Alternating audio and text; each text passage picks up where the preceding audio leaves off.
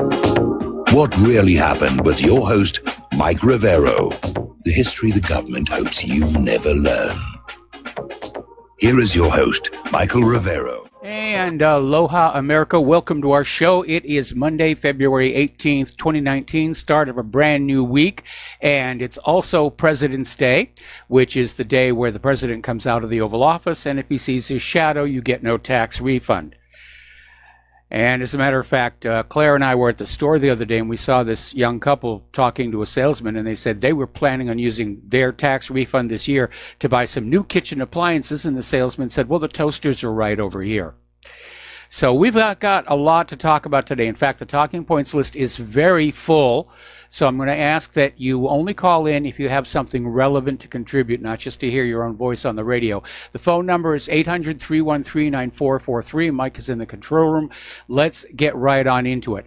Now, last night, you had Andrew McCabe was on CBS 60 Minutes and basically said Justice Department officials discussed a plan to use the 25th Amendment to remove President Trump from office and reverse the results of the 2016 election. And they didn't really have grounds to do so. And I'm hoping that a lot of people were watching 60 Minutes and that they're going to be outraged because this was effectively a coup d'etat. Whether it's within the law or without forcibly removing somebody from office, that's a coup d'etat. And Senator Lindsey Graham is saying that he's going to investigate this, and good for him. It has to be looked at. Graham is saying we're going to find out what happened here, and the only way I know to find out is to call the people in under oath and find out through questioning who's telling the truth, because the underlying accusation is beyond stunning.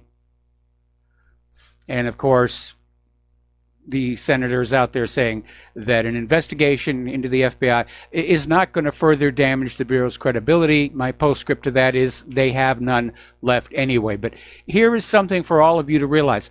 This plot, and that's exactly what it was, where McCabe and these other justice officials plotted to use the 25th Amendment to bring down President Trump.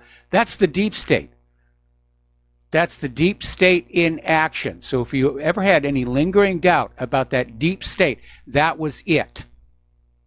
And the fact that the Democrats were even thinking about this indicates it's all about gotcha politics, and it's all about who's got the power and who's going to get the access to the money.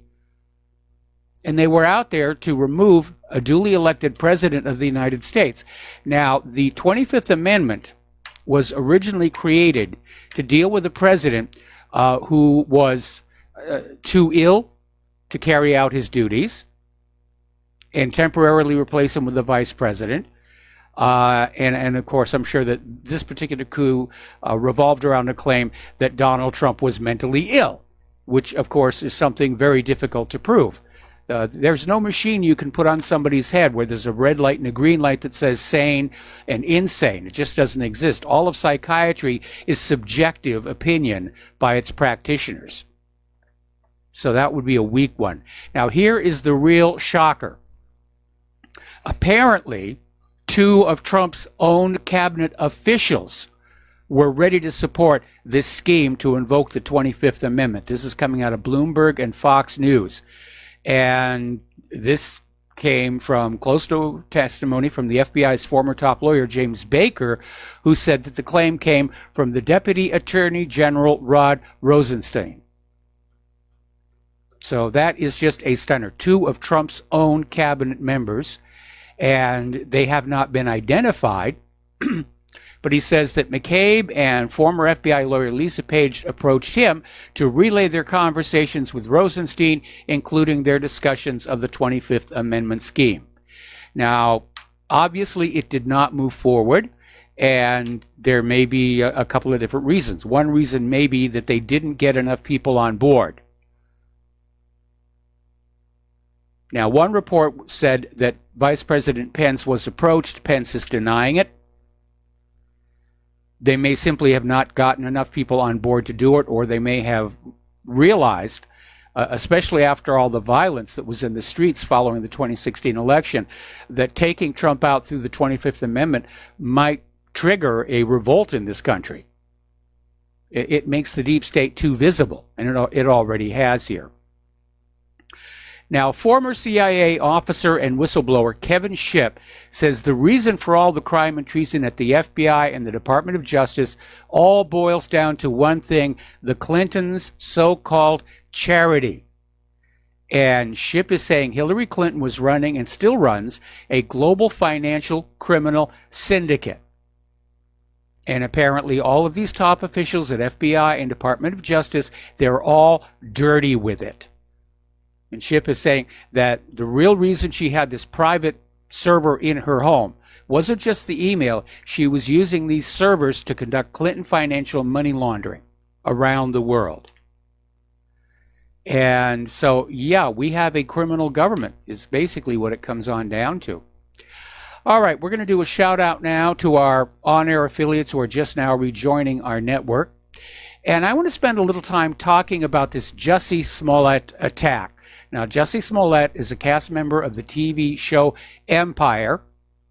And he came out a while back claiming that he had been attacked by Trump supporters. And he was rather attacked. Anyway, the upshot of it is he was trying to save his career. He'd been informed that he was going to be written out of the show, and he thought that getting a lot of publicity all of a sudden might cause the executive producer to change their mind. And in fact, the executive producer came on out and said, yeah, the story brought tears to his eyes. And he also hired additional security for the rest of the cast when he heard this story come on out. So it turns out these two Nigerian brothers who've been arrested over this attack, they're friends with the Empire star. One of them actually worked on the show, and apparently Smollett hired them to stage the attack. They even rehearsed it ahead of time. He paid them $3,500. And of course, he got a lot. He did get his publicity. He was on Good Morning America out there saying, you know, it's all the fault of the Trump supporters, and was telling another audience that I'm the gay Tupac. But it turns out it was all a hoax. It was another hate crime hoax, as so many of these hate crime hoaxes have been. And the case is now going to go to the grand jury. And this guy could go away to jail for a long time. So forget about coming back to Empire. And there have been so many of these hoaxes. Right after Trump's election, the Southern Poverty Law Center was out there about this pro-gay Episcopal church in Indiana was vandalized with Heil Trump and a swastika and an anti-gay slur. Oh, it's the Trumpers. It's the Trump supporters. It turned out it was the gay organ player of that church who did it. Right after the Pittsburgh massacre, Trump supporters were blamed for Nazi vandalism at a Brooklyn synagogue and fires in a Jewish community. And it turns out that perpetrator was a gay black man who'd worked with the city council on an initiative to fight hate crimes. 1 week before the presidential election, a black church in Mississippi was burned in an arson attack. Vote Trump was written on the wall. After much panic, an investigation revealed the man responsible was a church member, Andrew McClinton. In November of 2016, a Muslim student at the University of Louisiana said that two white racist Trump supporters brutally assaulted her, ripped off her hijab, and robbed her. The story went viral. That turned out to be a lie. And apparently over at Nassau Community College in Long Island in late 2016, KKK and Nazi graffiti were sprayed on the buildings there, and Trump and his supporters were blamed for that. It turned out it was a student, Jaskira Saini. And it just goes on and on and on. Hoax after hoax after hoax, and this is another one. So over at CNN, one of their guests took issue with them because the media just went with the story. They took it right at face value, and oh my goodness, he was attacked by homophobic, racist, Trump supporters. And it was a hoax.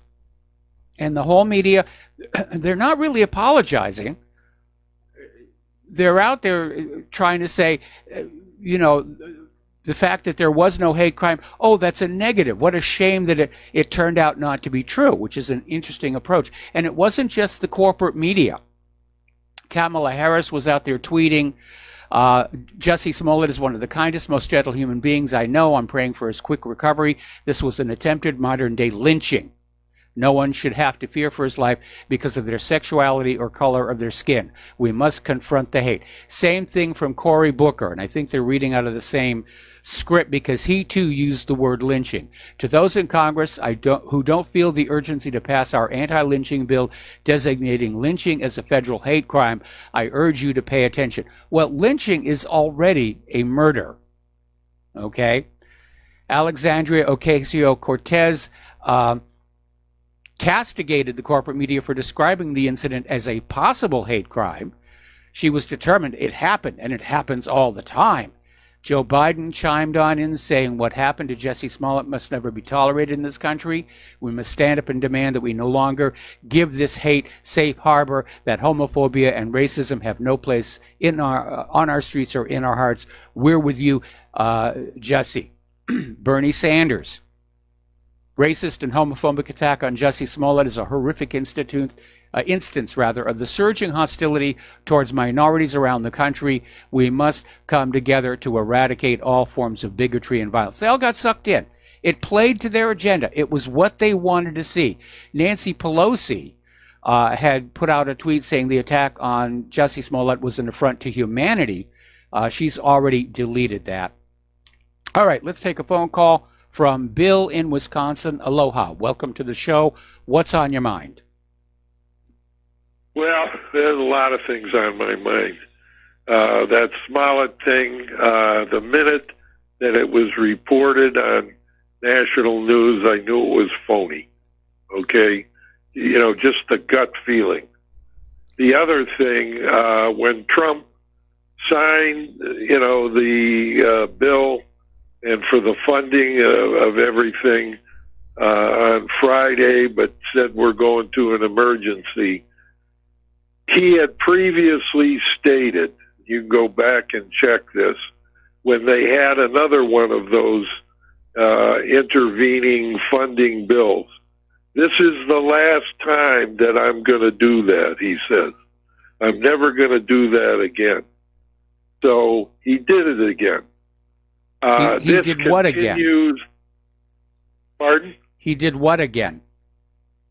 He signed another interim funding bill. Well, he didn't really have a choice. He didn't really have a choice because if you look at the Senate vote, it was overwhelmingly in favor of the bill. If Trump had vetoed it, they would have overridden his veto, and that would have been seen as a political defeat. So he was really backed into a corner. We don't know until all of that transpires.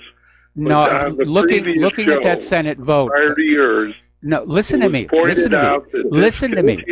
Bill, listen to me. Funding for Bill, listen to me. Okay? Okay. All right. If you look at that Senate vote, okay, it was obvious that they had a veto-proof majority. Had Trump vetoed the bill, the Senate would have overridden it. It would have been a political defeat for Trump. Okay? That's just the way the system works. Well, instead, we have a defeat for the unborn children.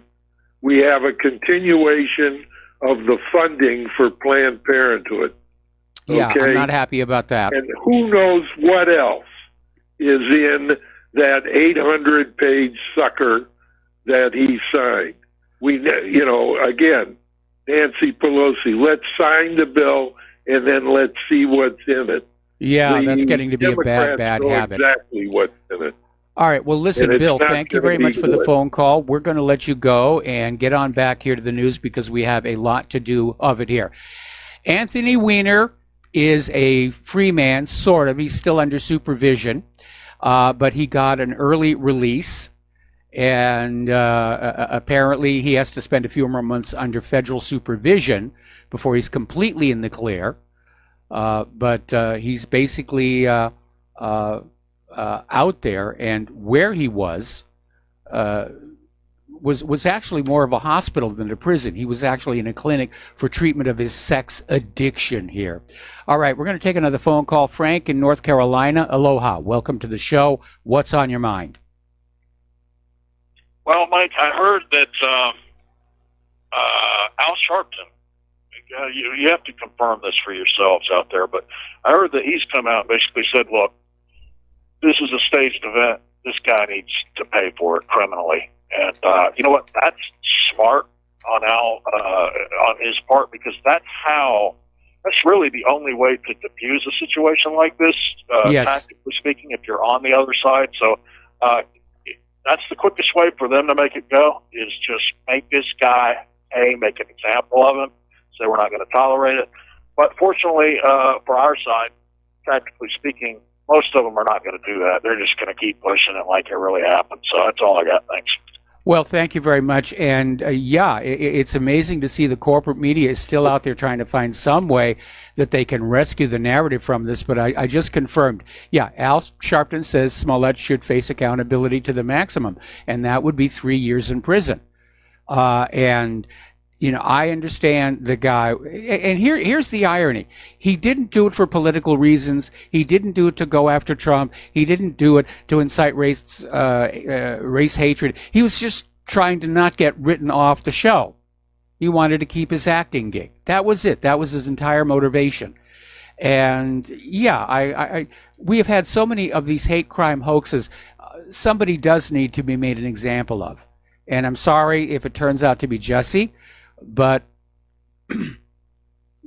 again, look at how many of these blame Trump and the Trumpettes stories we've had going back to the election of 2016, and every single one of them has turned out to be a complete fake and a hoax.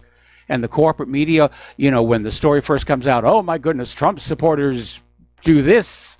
And then it turns out to be a hoax, and they'll bury the fact that it was a hoax and a fake, back on the back page. They'll backpedal it. They don't want to have to admit that they got taken in, or they were part of the propaganda here. Okay, let's talk a little bit about Tulsi Gabbard, because she's out there making a lot of waves. She's attracting a lot of attention. Apparently, she had a couple of rallies over this last weekend, including up in New Hampshire, my old home state, that had standing room only. So she's drawing a huge crowd. And you would think that she would be a dream candidate for the Democratic Party. She is a woman. She is not white. She has impeccable patriotic credentials. She served in the military in a combat zone. That's a very strong, set of credentials right there. She does not have any skeletons in her past, certainly not like the Clintons do. The only reason they don't like her is she's anti-war. So we're going to be watching Tulsi Gabbard, not because of the issue about whether she has a chance of winning or not. And while I don't agree with her about issues like the Second Amendment, I'd like to see her get ahead. But we can watch her as, shall we say, a thermometer of the Democratic Party as a whole. Because in watching how they react to her, we're going to start learning more and more about the other candidates running in 2020. By the way, did you know that Donald Trump is the first president not to have a pet dog in the White House in well over a century? And somebody asked him about it at his rally in El Paso, and he said he wouldn't mind having a dog, but he just doesn't have the time. How would I look walking a dog on the White House lawn? It would look phony to me, which may have been a dig at Barack Obama. All right, we're coming up here on a commercial break, and we'll be back with a lot more news and information for you after these few words. Aloha, America. Welcome back to our show here. And once again, we have our hands out to you because Republic Broadcasting, we don't get money from George Soros. In fact, I'm pretty sure we don't even get a Christmas card from him. And so we need your help. We need your help to keep doing what we're doing, which is to get information out to you so that you can make good choices. in the best spirit of Thomas Jefferson. The postal address where you can send a check, money order, or if you prefer anonymity cash, is Republic Broadcasting Network, 2251 Double Creek Drive, number 302, Round Rock, Texas, 78664. The phone number where you can call in a credit or debit card donation or pledge to be a recurring subscriber is 800-724-2719, extension 1 during business hours, extension 3 at all other times. All right, now, okay, I am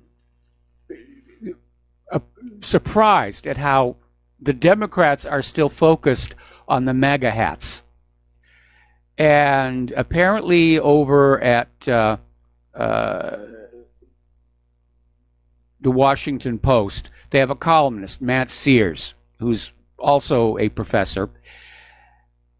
And he's out there saying that in the future, finding the parents' MAGA hats will be the equivalent of discovering their Ku Klux Klan hood. Which I think that was really the shark. How do you equate making America great again with what the Klan was doing here? And this hatred being directed at the MAGA hats is getting out of control, because over in Tennessee at a Sam's Club, there was actually one customer wearing a MAGA hat and another customer pulled a gun on him, .40 caliber Glock, according to the story, and put it in his face and said, "Today's a good day to die." Fortunately did not pull the trigger, but he's in jail now, understandably. All over a hat. Over at a Vans shoe store, there was an employee literally told a 14-year-old kid, "blank you," rhymes with luck, because the kid was wearing a MAGA hat. And he got fired. But there is so much violence out there over a cap. It's just a baseball cap, people. All righty. Let's take some phone calls here. Peter in Los Angeles, aloha. Welcome to the show. What's on your mind? Mike, I'd like to talk a little bit about first off, Jesse Smollett. It's a hate crime. To falsely accuse somebody of a hate crime is a hate crime. The guy deserves to be in jail. But that MAGA hat thing, Mike, I think is what people have been conditioned by the media to look at as white supremacist. And so it's kind of open season on anybody. And if you want violence done against you, wear one of those hats, put a Trump sticker on your car, and see what happens. But what I really wanted to talk about, Mike, was that whole McCabe thing on 60 Minutes. Yes. And how how completely dangerous it is, and then of course the ship thing, talking about the deep state and the Clinton Foundation. It is all the same. All the deep state, the Clinton Foundation, the corrupt government, it goes on both sides of the aisle, but mainly Democratic and metastasized under the Democrats, I believe, to a really large extent. But when you think about it, Mike, they had, not only was McCabe and the FBI and the DOJ with Rosenstein, but what's his name, the head of Director of National Intelligence, the liar, what's his name? They keep changing jobs so often, I keep forgetting who's currently there. Clapper, Clapper, yeah. The liar that went in front of Congress a couple times. He was involved in it. Then of course, Brennan, CIA, was involved in it. Then you can even say that with the dodgy dossier thing that happened over in England, and that MI6 was even involved in this. And it's huge. It really is huge. It is a coup. There's no doubt about it. And then throw in there George Soros and his riot. Yeah. Funded money cost. And it's enormous. It was, and the compliant media that went along with the entire message, which again is reflected in the whole Jesse Smollett thing. immediately jumping to anything at all. Yes. And labeling it like basically what it's really labeling is like white supremacist. Really, that's what they're trying to translate this all into. Trump, white supremacist, anything to do with supporting him, and they're okay to attack. That's the way I see it. But this is throughout several different intelligence community agencies, cabinet ministries, like certainly the Justice Department, and well, it's the same group of people. I mean, you know, you'll have somebody who's FBI director, and then they wind up being attorney general, then they go on over.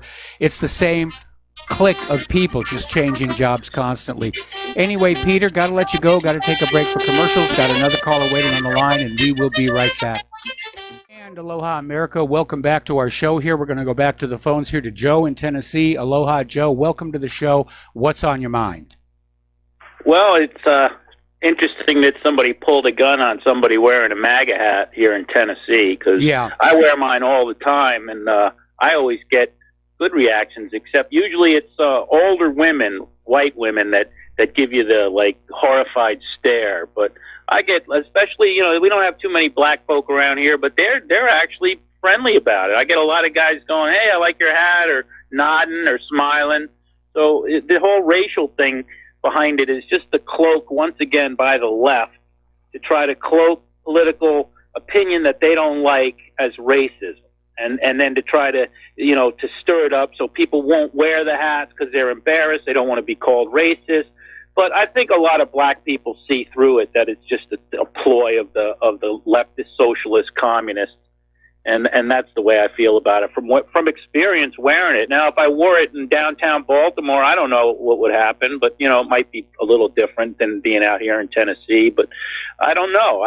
You know, you'd be surprised. You know, I think if you wear it on a college campus, you're looking for trouble. Anywhere there's a bunch of crazed lefties, you're better off not wearing it. Yeah. Portland, Oregon, or Berkeley. But I would bet that you could probably wear it in a lot of, like, inner city areas, and people wouldn't, you know, I would bet you'd probably be safer than you would in Berkeley. The other thing I wanted to talk about real quick is this whole thing with Amazon in New York. And I'm wondering if Ocasio-Cortez is going to get her Beale moment, like in Network, where they call her on the carpet. I mean, the people, I mean, the amount of money and the future possibility of industry and tech in Long Island City that she lost. I'm surprised the mafia, the cement boys and the builders aren't going to, you know, get a hold of her. I mean, she really totally destroyed that area, Long Island. I mean, that was going to be billions and billions of dollars in tax revenue. And I feel sorry for the people in upstate New York and out in Long Island, eastern Long Island, because it would have really helped them with their taxes. And it's just the biggest fiasco. And you know, I remember that Neil Young song, Cortez the Killer, and somebody ought to do that song with Cortez the Job Killer, because that was 25,000 jobs at $150,000 average. Yeah, and for her Imagine all the politicians that tipped off their real estate buddies that put a big investment. We're going to get rich. And all of a sudden, this crazed sorority girl from Boston University, you know, with their socialist ideals, comes in there and destroys a good thing for a whole lot of people. Okay, well, let's be fair here, okay? It was Amazon's decision to pull out of the deal. But Alexandria definitely was not thinking when she, you know, was on camera saying this is a good thing. That was probably the biggest single political mistake she's made, and it could easily cost her any possibility of success in the primaries. Oh no, she's finished. She's completely finished. They're gonna. And the other thing I found interesting was Cuomo meeting with Trump that week before the announcement was made, and they said it was about that salt taxes, but I bet you he knew, and he was calling visiting the president, because the president's from Queens, to see if he could do anything to rescue that deal. But I hope Trump told him, hey, you like killing babies, you know, so screw you. I mean, I grew up in New York. It's a great state.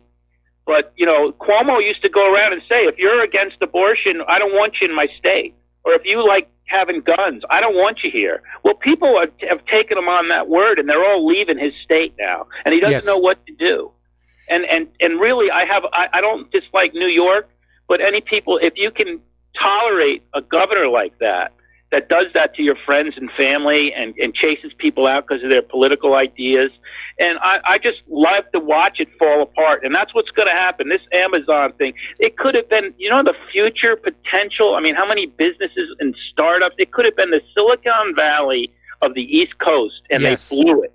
Yeah. It's just amazing. You can't say enough what a disaster this is for New York. And it's coming like a week or two after the infanticide bill and the lighting of all the buildings. I couldn't happen to better people. Well, again, to be fair, Alexandria Ocasio-Cortez had nothing to do with the deal falling apart. That was entirely on Amazon, and now we're hearing that they have canceled plans to build a second headquarters because they think business is about to tighten up as we head into a recession. Anyway, Joe, thanks a lot. We're going to let you go. We're going to take one more phone call, then we're going to close the lines because I've got so much news I really need to get to. Jim in Washington State, aloha. Welcome to the show. What's on your mind? Yes, always a great show, Michael. Here's your problem, Michael, and it's big. This is going to cost Trump his presidency. Already now, I can say absolutely for sure his base is cracked, and so probably only one thing he can do to repair it. But here's the problem: you're thinking about him signing that bill, especially for that $500 million for Planned Parenthood. You say it's veto-proof. Trump could have easily said, number one, he could have said, "Look, I'm not signing that bill if the Planned Parenthood money's in it," before they even pushed it through. But secondly, which would have forced a lot of the pro-life senators to choose which side they're going to go. But even now that he signed it, he's the executive. He can do what Obama's done, which Obama did to a lot of different conservative organizations. He withheld the money as the chief executive. He did not release the money to these different political operations, which were conservative. And they just folded back into the Treasury, the budget for the next year. But if he releases that $500 million, Michael, I can tell you, you're not a Christian, so you don't understand this. But if he releases that money, he's cracked his pro-life base. It's over for him. I can tell you that now. Okay, well, I agree with you. If you're hearing a strange sound in the background, it's because my neighbor is building and he's using an electric saw, and that's the source of that weird whistle-like noise that you're hearing like from a train. time to time. No, it's not a train. Anyway, I also take exception to the comment about my not understanding because I'm not a Christian. I'm actually pro-life. And I've come to that decision out of personal experience and long thought about it. But see, as a Christian, this is the difference, Michael. Yeah, I know you're pro-life, you're secular, agnostic, atheist, whatever. That's fine. But see, as a Christian, once you actually pull that lever for somebody who's engaged, especially in the cannibalization of children, the harvesting and cannibalizing of the unborn, that means that guilt spiritually goes on to you as a Christian believes it. So we cannot actually vote for Donald Trump, or we'll be guilty of the innocent blood of children. That's how big it is. I agree. It's a big thing. And I'm also in agreement. I think Trump is a one-term president. He's alienated his base, not just the pro-life movement. He's turned his back on the independent media, which we all worked collectively very hard to get him into that Oval Office. He has failed in his promise to get us out of these foreign entanglements. He dropped the ball on vaccine safety. He dropped the ball on honest elections. He's put his total focus on the border wall, and it still may not get built there with all this other stuff that's going on. With that being said, Michael, he can win it because he's a Zionist. It could be that the Israeli lobby is going to actually rip the election off this next time in favor of Trump. That's a very real possibility because he's a 1,000% full-blown Zionist. There are a lot of 100% Zionists lining up for 2020, and I think Israel is probably looking for a new champion because Trump is rapidly becoming a damaged brand. Yeah, I can't disagree with you, Michael. He's made this, but this last mistake with this Planned Parenthood, another $500 million. That's a bridge too far. He's cracked that whole pro-life base. I mean, it's just nothing we can do. It's like a bullet right in the head. There's nothing we can do. We can't vote I for get him the now. feeling that Trump didn't really read that budget past the part about whether he was going to get the wall money or not.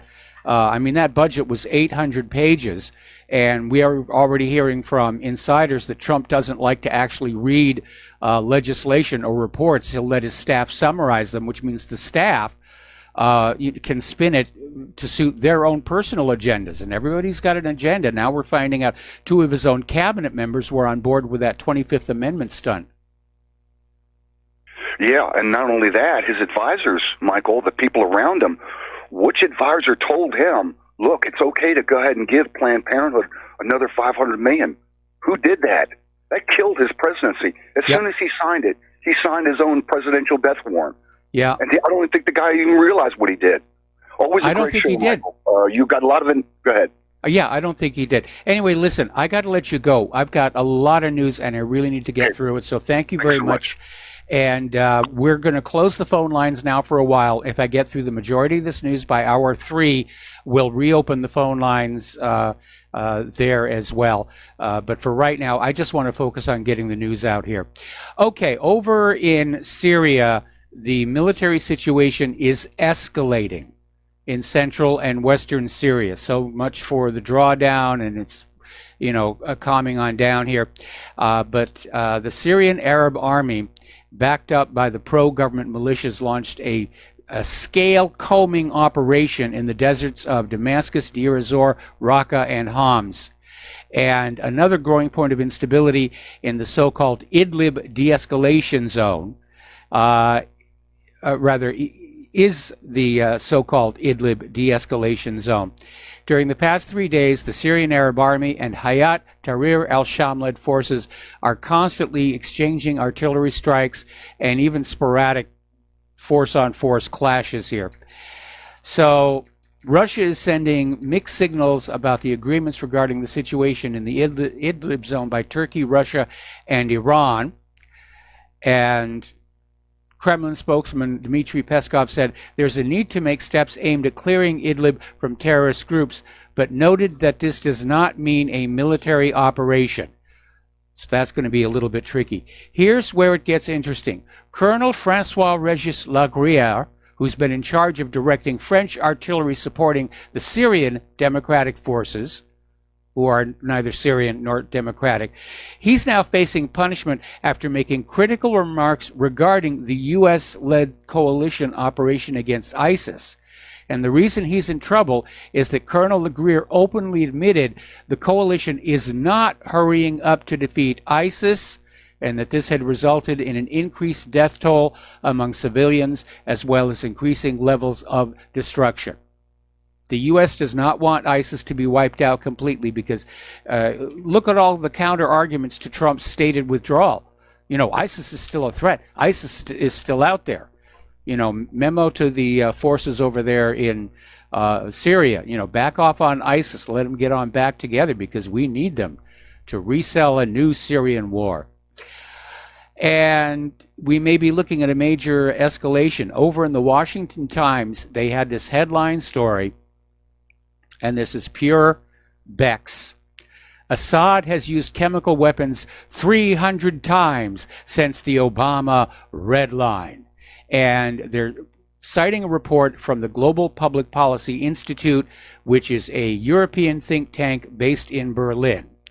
And basically, they had 500 claims of chemical weapons and said, well, we can credibly confirm 336. This is pure propaganda.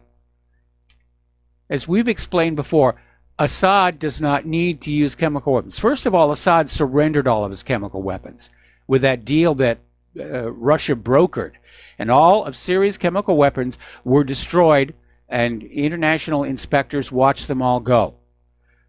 And it's the U.S. that's been saying, oh, he kept some, he kept some, he kept some, he kept some.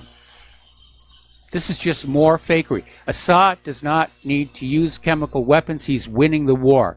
And he's smart enough to know that the use of chemical weapons would give the United States justification to come back on in. Now, what's really kind of interesting to watch is that even the corporate media is now acknowledging that the hospital scenes from the alleged chemical attack last April in Douma, Syria, was staged by activist groups like the White Helmets. And of course, this vindicates all of us who basically said this isn't making any sense.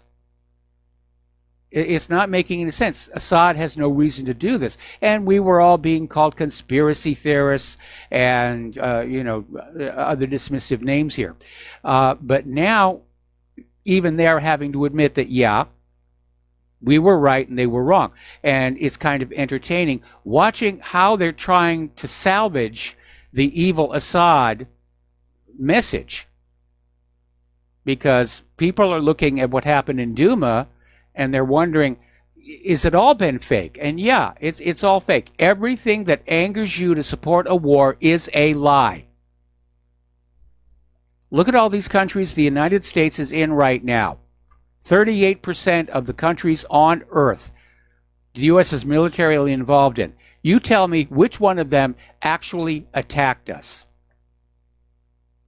So, now Assad is sending a message out to all of the U.S. proxies inside Syria, like the Kurdish-dominated Syrian Democratic Forces, saying, you need to understand, nobody's going to protect you.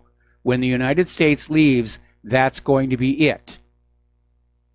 The Americans will put you in their pockets so you can be tools in the barter, but that's about it.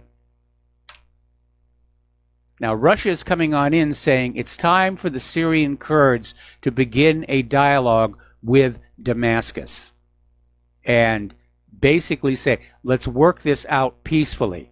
Otherwise, there's going to be a permanent military presence along that portion of the border. And Russia, again, Putin is the global statesman, trying to tamp it on down and settle this situation with dialogue, with peace. Meanwhile, Donald Trump is demanding, we're demanding again, that Europe take back and lock up 800 ISIS fighters captured in Syria, or he says the U.S. will just release them and they'll just permeate Europe. And Denmark has already said no. Germany says there are legal issues, which is German speak for no. So once again, we see that Europe is basically breaking free of U.S. control. We're going to take another break for commercials. We'll be right back. And aloha, America. Welcome back to our show. Now, the European Union is getting ready to blacklist 8 more Russians over this standoff with Ukraine in the Azov Sea. This is coming from diplomatic sources. And the foreign ministers discussed today further EU support for Ukraine, especially the southeastern regions most affected by the conflict. And once again, they repeat the lie. Russia annexed the Black Sea Peninsula of Crimea from Kiev in 2014 and backed separatist rebels in Donetsk and Luhansk industrial regions. This is coming from Reuters. So one more time, kiddies, Russia did not annex Crimea.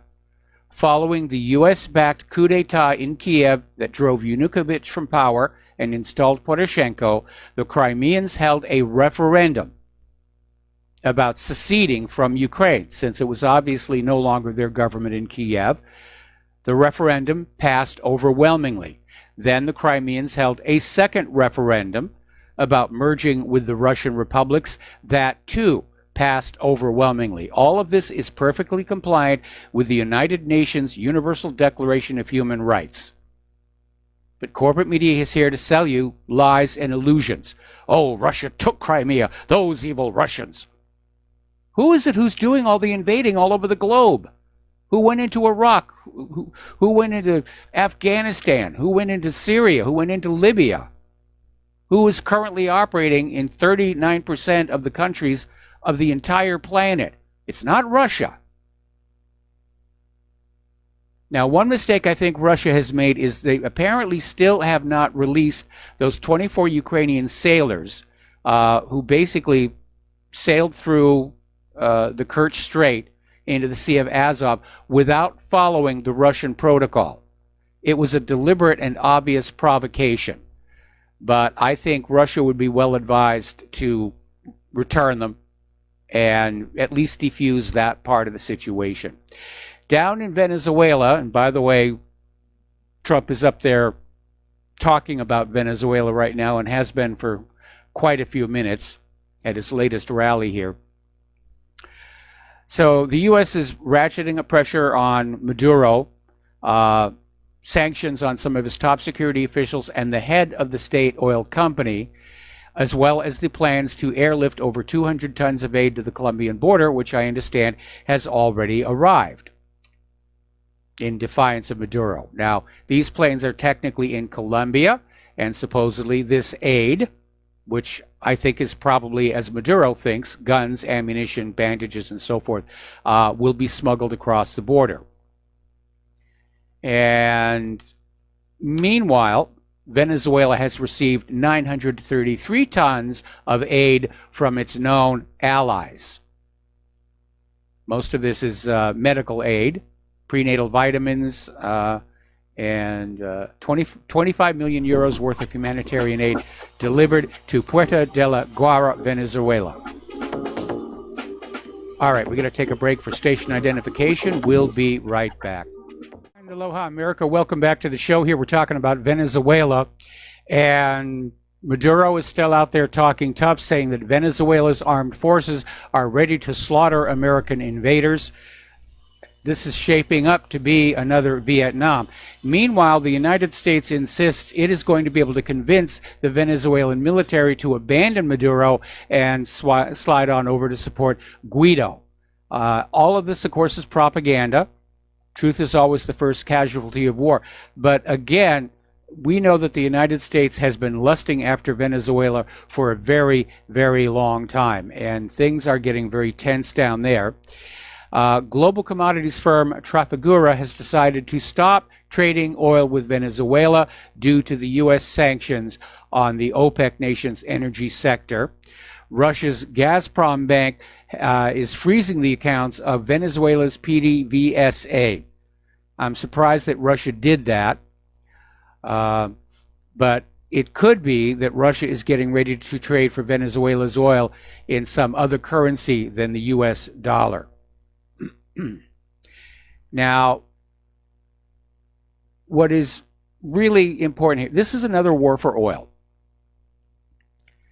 And everybody wants to play. Now, Venezuela's current oil company is state-owned, and its profits are used to try and build a better life for the Venezuelan people. But Venezuela has been the target of economic warfare for decades, going all the way back to Hugo Chavez.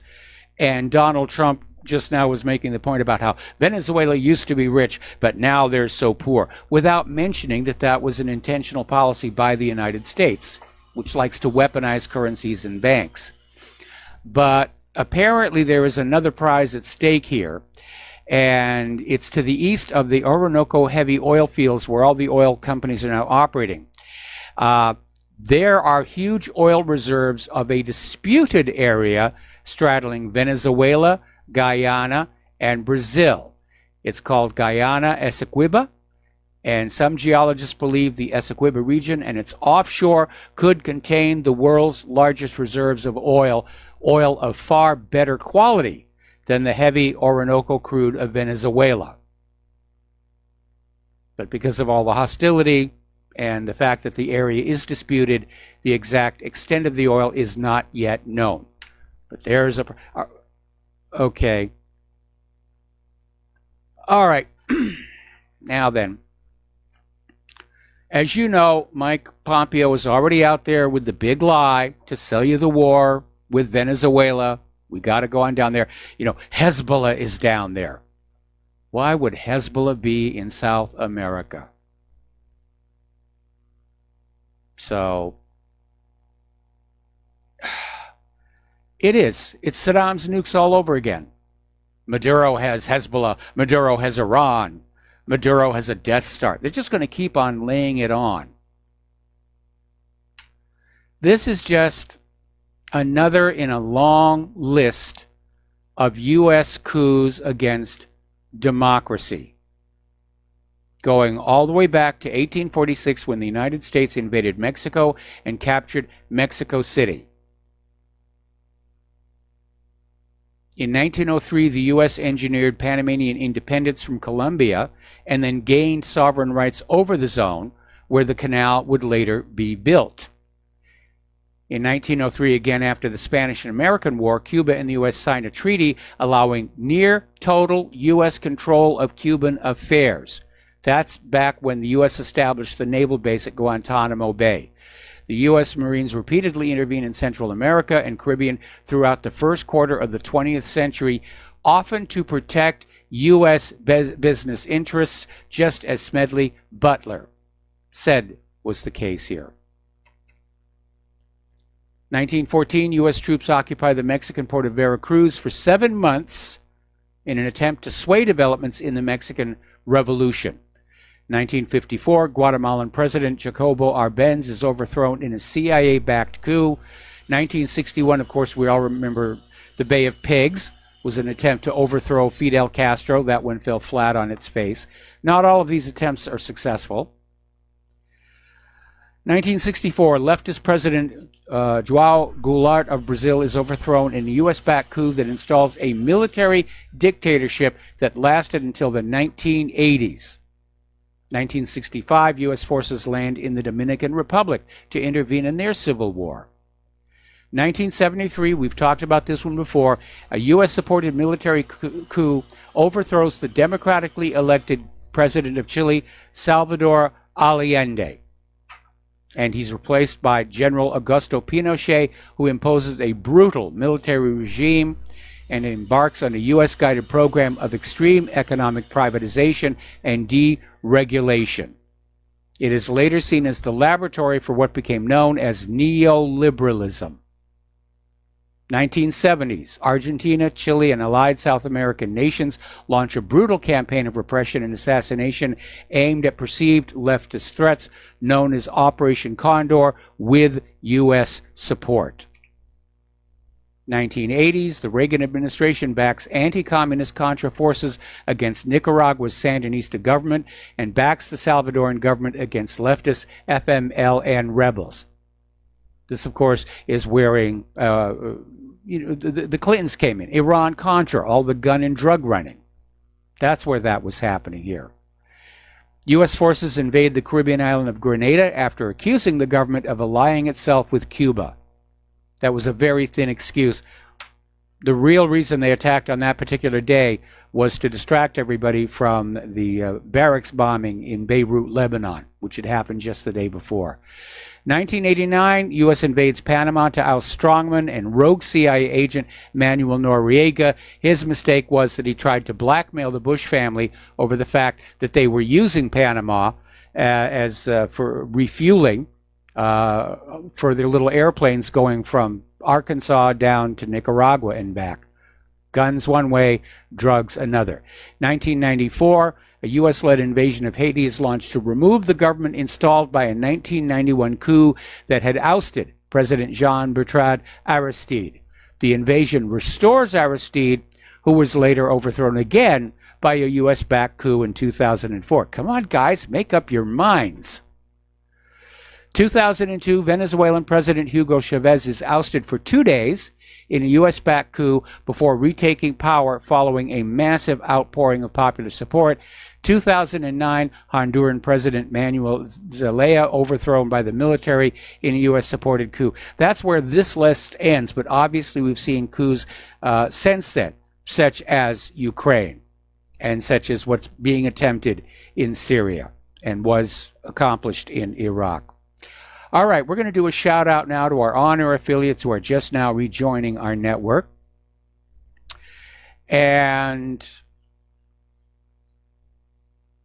U.S. is now mobilizing allies to blame Russia for the dismantling of the INF Treaty. So here it is. Donald Trump gets up and says, we're pulling out of the INF treaty. You made us do it. And again, the U.S. is claiming that Russia's 9M729 cruise missile violates the terms of the treaties. And Russia keeps saying, come and take a look at it. We'll let you check it out. And the U.S. is saying, no, we don't need to check it out. We already know. We went to Miss Cleo. She got out her Ouija board and said, Russia is cheating on the INF. And the United States has been cheating on the INF as well. But this is more of the blame Russia. Russia's the villain. Russia's the bad guy. Meanwhile, there's these continuing tit-for-tat accusations between Moscow and Washington, which have this may threaten the future of the New START treaty. We had an old START treaty. That one went away. Russia and Washington have been talking about a new one, a new strategic arms limitation treaty. And Russia is now touting its new nuclear cruise missile, the 9M730 Burevestnik, or Storm Petrel. It's in the final stages of testing and development. I would sure like to know exactly how that engine works. I think I do. Anyway. So the Kremlin is claiming the nuclear-powered, nuclear-tipped cruise missile has unlimited range and advanced superior maneuvering capabilities against air defenses. Russian media previously last week reported, based on official state sources, that the missile's nuclear power unit was successfully tested in January of 2018. Alrighty. Getting on over to that Warsaw summit. It was a disaster for Trump, partly by all the extreme stuff that was coming out from Bolton and Pompeo. But Netanyahu came on out looking good. But again, it was bad for the United States here. All right. Israel is about to start screaming anti-Semite, and we can expect a huge surge in fake anti-Semitic hate crime hoaxes, because next month the United Nations is going to be releasing a record number of reports criticizing Israel. And one of these reports will accuse the military of war crimes over its response to protests by Palestinians on the Gaza border. And other reports will accuse Israel of human rights violations in the Golan Heights and in territories claimed by the Palestinians for a future state. So, yeah, get ready to see a whole bunch of hate crime hoaxes here. As you know, the House of Representatives issued a stinging rebuke of Trump's holding pattern in support of the Saudi coalition in Yemen. And the vote was the culmination of years of efforts by realists on Capitol Hill and their allies. The optics on Yemen are bad. Everybody knows that the U.S. goaded Saudi Arabia to do this, and they're pouring in huge money. So the House of Representatives basically passed a resolution to say, we're ending the funding for Yemen, for Saudi Arabia. No more. And it's expected Trump may veto it. That would be his first veto in office. Over in Gibraltar, because of the upcoming Brexit, a Spanish warship sailed next to Gibraltar, which Spain claims is theirs. Britain claims it's an overseas territory.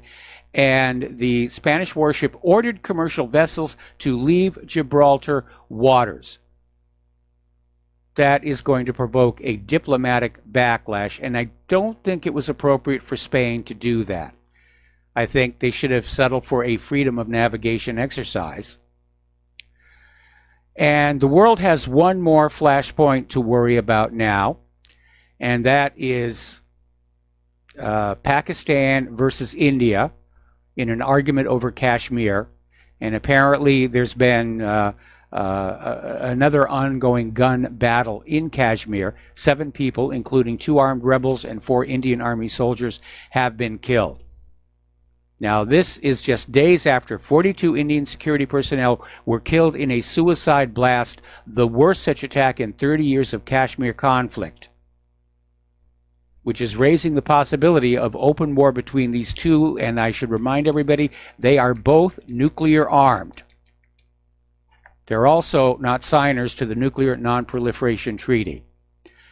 So there is apparently this operation against the rebels, and India wants Kashmir, and they've actually been losing it slowly over time, but they are in fact losing it. But everybody's pointing fingers at Pakistan. Pakistan is saying we had nothing to do with this. There's a terror group that has taken credit for the attack, and the rationale is, oh, Pakistan is aiding and abetting terrorists, therefore it's Pakistan's fault, which sounds to me like somebody really does want there to be yet another war in that part of the world. But there's another group that people should be looking at, and that is the Kashmiris themselves. That argument over Kashmir has been going on for 70 years. And the people of Kashmir, they're tired of it. They want it to stop. They want to go back to being their own country. They want a referendum, is what they want. A referendum where they can choose, do they want to be part of Pakistan? Do they want to be part of India? Or do they want to be their own country? And so I would say that this terrorist group who carried this out is probably Kashmiri. But you never let a crisis go to waste. Oh, yes, let's stir up more war between India and Pakistan. So India is already going down the road of economic war against Pakistan, and they're heading into the Financial Action Task Force plenary meeting in Paris. Actually, it's underway right now. And of course, India is out there screaming that Pakistan is not doing enough to curb money laundering and terror financing. And they're providing a safe, the usual. Anyway, but this Kashmir attack could spark a new military confrontation in South Asia. Is it time to call it a world war yet? And as a matter of fact, the militant attack in India-ruled Kashmir has once again put New Delhi and Islamabad on a war footing. And it is a setback for those who have been working for years trying to bring peace to the region. John Bolton, of course, couldn't manage to stay out of this one. He's pledging U.S. support for India's heavy price response. India is saying that they're going to respond to this suicide attack with a heavy price against Pakistan. So it does sound like war is on the horizon there as well. Okay. Now, here's a little interesting bit of news. The Saudi Crown Prince, Mohammed bin Salman, has ordered 2,100 Pakistani prisoners released during the Crown Prince's high-profile visit to Islamabad. So the U.S. may be on the side of India, but Saudi Arabia is clearly on the side of Pakistan. So everybody's changing sides here. But apparently Saudi Arabia has signed investment agreements with Pakistan worth $20 billion. Another way that India is thumbing its nose at Pakistan is they have raised the import duty 200% on Pakistani goods. And this will lead to drastic price increases of imported goods, fresh fruits, cement, petroleum products, and mineral ore. Who's going to pay that? The people of India. India itself is basically on alert, if you will, out of concern that there might be attacks by Indians on Kashmiris who live in India, study in India. And so India's Interior Ministry has issued an advisory to all states to ensure that the Kashmiris' safety and security and maintain communal harmony. Alrighty. Iranian Parliament Speaker Ali Larijani says Islamabad should account for the recent bloody terrorist attack in Iran's southeast, as the assault was plotted on and launched from Pakistani soil. That is a very weak case. But they're saying Pakistan must be held accountable. I mean, things happen on soil that you have no control over. Look at the U.S. presence in Syria. If the U.S. goes on out and kills a bunch of civilians from those bases in Syria, why is the Syrian government accountable? The answer is it isn't. This terrorist group or Kashmiri group are operating outside of the authority of Pakistan. But it looks like everybody's getting ready to pile on for another regional war. Over in Haiti, as you know, there are huge riots going on. The Haitian people are tired of being kept poor. They're tired of all these multinational corporations coming on in, scooping up all their land, building expensive resorts. And apparently, they want the U.S.-backed president out, and they want the Russians to intervene. Not going to happen, but it shows how the world is shifting. We'll be back after these few words.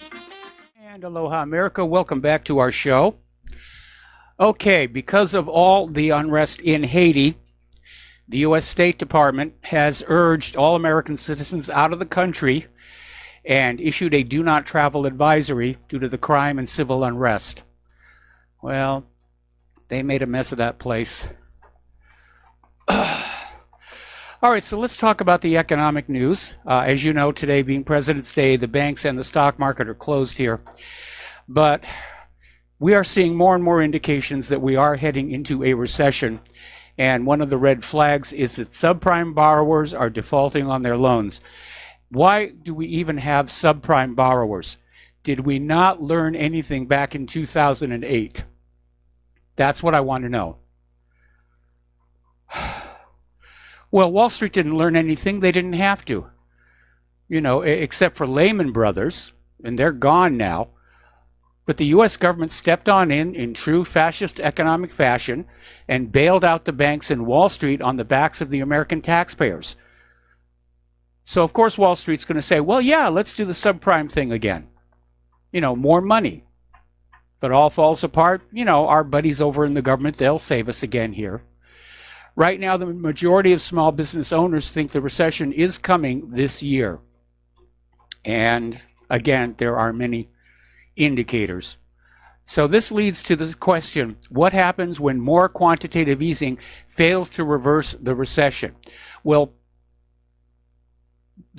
part of the problem, of course, is that all this quantitative easing never benefited the American people. It was always being poured all over the banks and the stock market. But the Federal Reserve's sudden return to accommodative dovishness telegraphs its intent to fire up quantitative easing once the recession kicks into gear. Because we have to protect the banks, after all. I mean, the American people, they'll take care of themselves, you know, but we've got to take care of the banks here. But that's pretty much the only thing the Federal Reserve can do. If there's any sign of weakness in stocks or the economy, they just start pouring out the money again. And again, using the petrodollar is the only way to keep the value of the dollar up internationally. So you can see the corner that Wall Street and Washington, D.C. have painted the nation into. Now, a lot of people are commenting on the fact that the U.S. national debt, that's the government's debt, has surpassed the $22 trillion mark for the first time. And that's not a good thing. And ultimately, it could jeopardize the economic security of every single American, although right now a large percentage of Americans are not economically secure.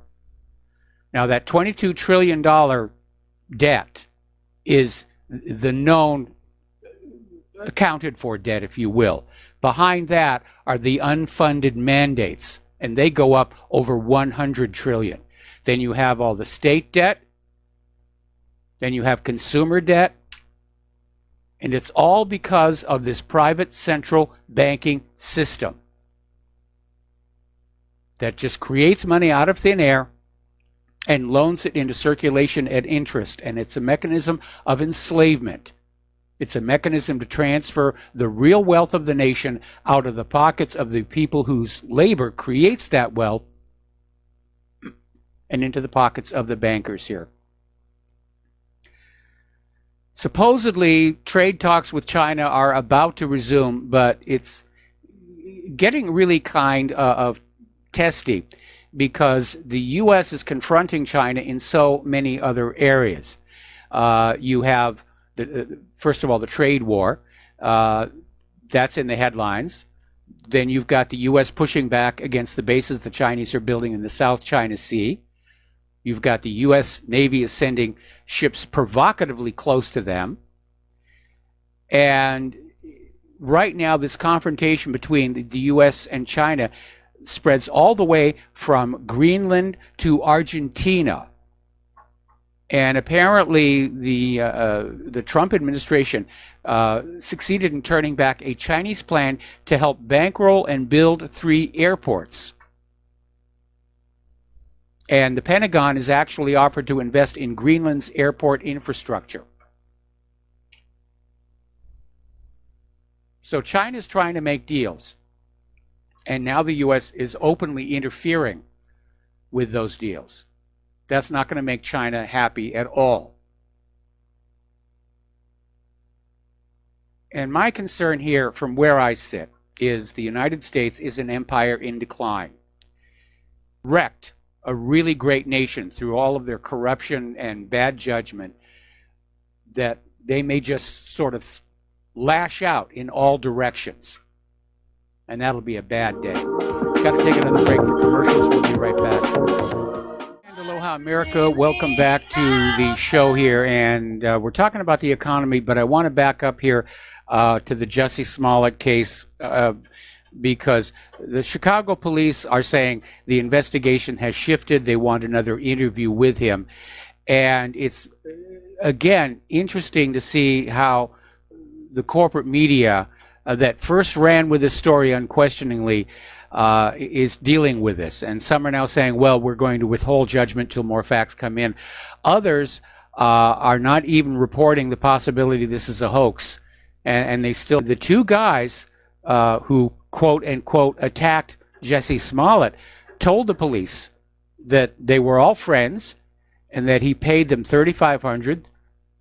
They told the police the store the rope was bought from. It's another classic hate crime hoax. And of course, those who perpetuate hate crime hoaxes are anxious for this story to go away because it reminds everybody that not every hate crime is what it seems to be. They're there to attract attention for political gain, or in this case, career gain here. Getting on back to the economic news. Honda is getting ready to close its Swindon plant in 2022. 3,500 jobs will be gone. And the motoring union is blaming Theresa May for chaotic Brexit uncertainty. I don't know. I think by 2022, the dust will have settled from Brexit here. Iranian authorities, together with 4 local banks and Gognos, I hope that's how it's pronounced, have launched the Paymon cryptocurrency backed by gold reserves, aiming to bypass international sanctions. Now, no other country has ever used gold reserves to back a cryptocurrency. And Paymon is expected to be presented on the Iranian Farah Bourse OTC securities market.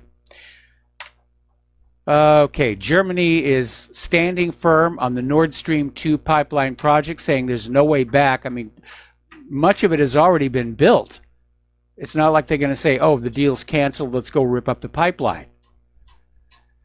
And Germany needs the Russian gas. And the United States is just stamping its foot and throwing a tantrum. The United States apparently wants the authority to tell other countries who they may and may not do business with. And the other countries aren't listening anymore. Now, Italy is dealing with a lot of financial hardship right now, and so the government has decided they want to sell some of their gold. It turns out there may be a problem that Italy, like so many other places, trusted foreign banks and gold deposits with their gold, and it may not still be there. And it reminds everybody the Bank of England is still refusing to return sovereign nations' gold when the nations ask for it, and saying, can we settle for cash? And that's a red flashing sign. And you have to look at all the gold that's been flowing into Russia and China. Where's it all coming from? Mining output is at an all-time low.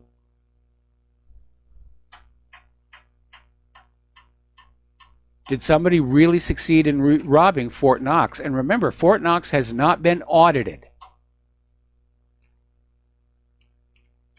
When issues were raised about whether there was gold in Fort Knox right after Nixon ended gold convertibility, they held a press conference inside Fort Knox where they opened one door that had a wall of gold bricks behind it, but nobody was allowed to touch it or to test it or to assay it to see how real it was. And don't forget, some of those gold-covered tungsten bars that were found in Germany had hallmarks from Fort Knox on it.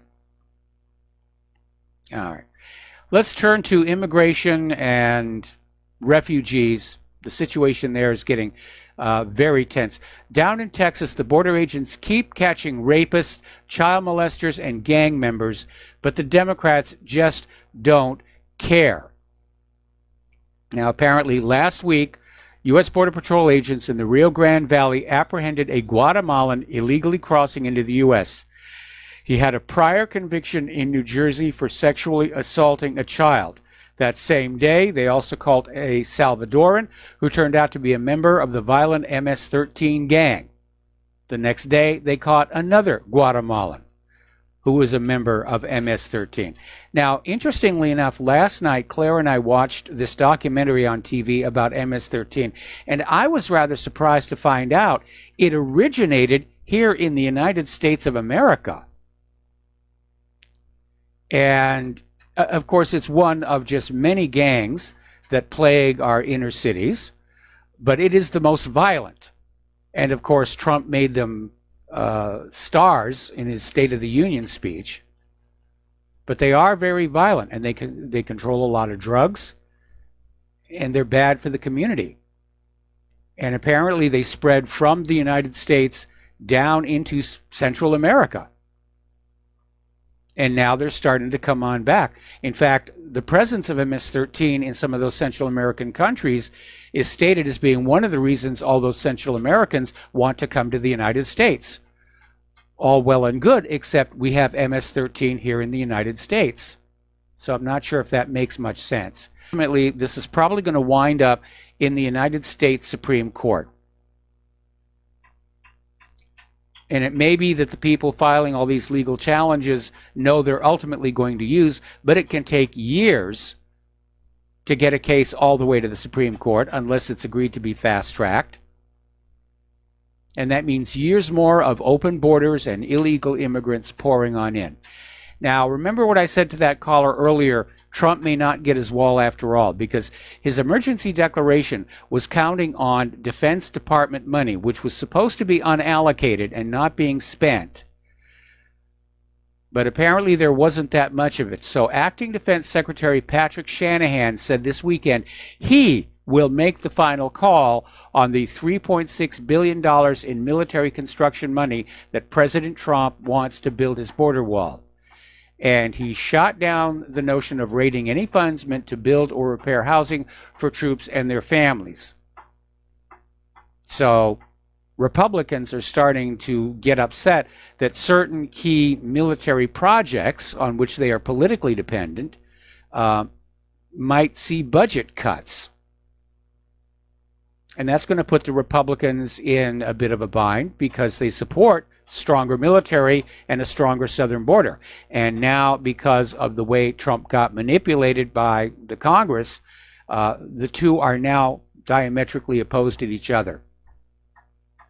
But I think it's very arrogant for Shanahan to say that he's going to make that final call.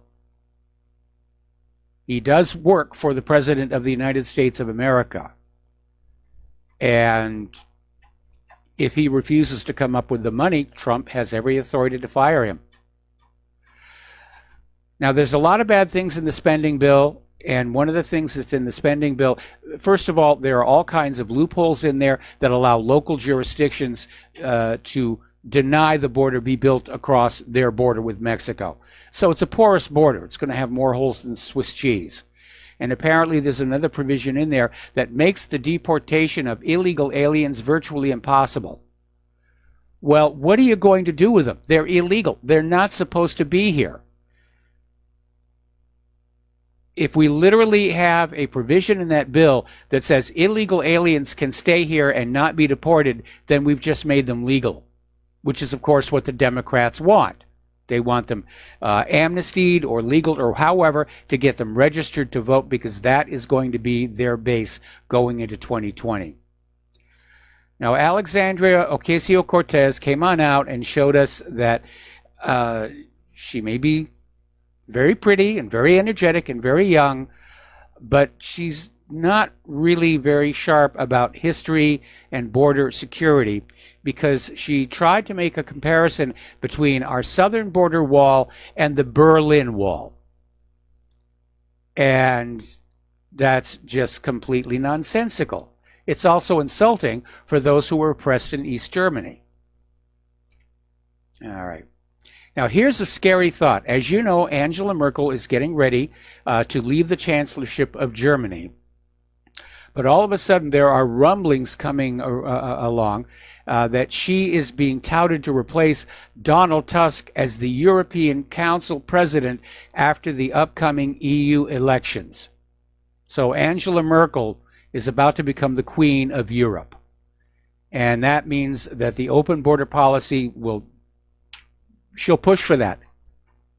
She'll go after countries like Hungary who are controlling their borders. She'll go after them. Push for all of that here.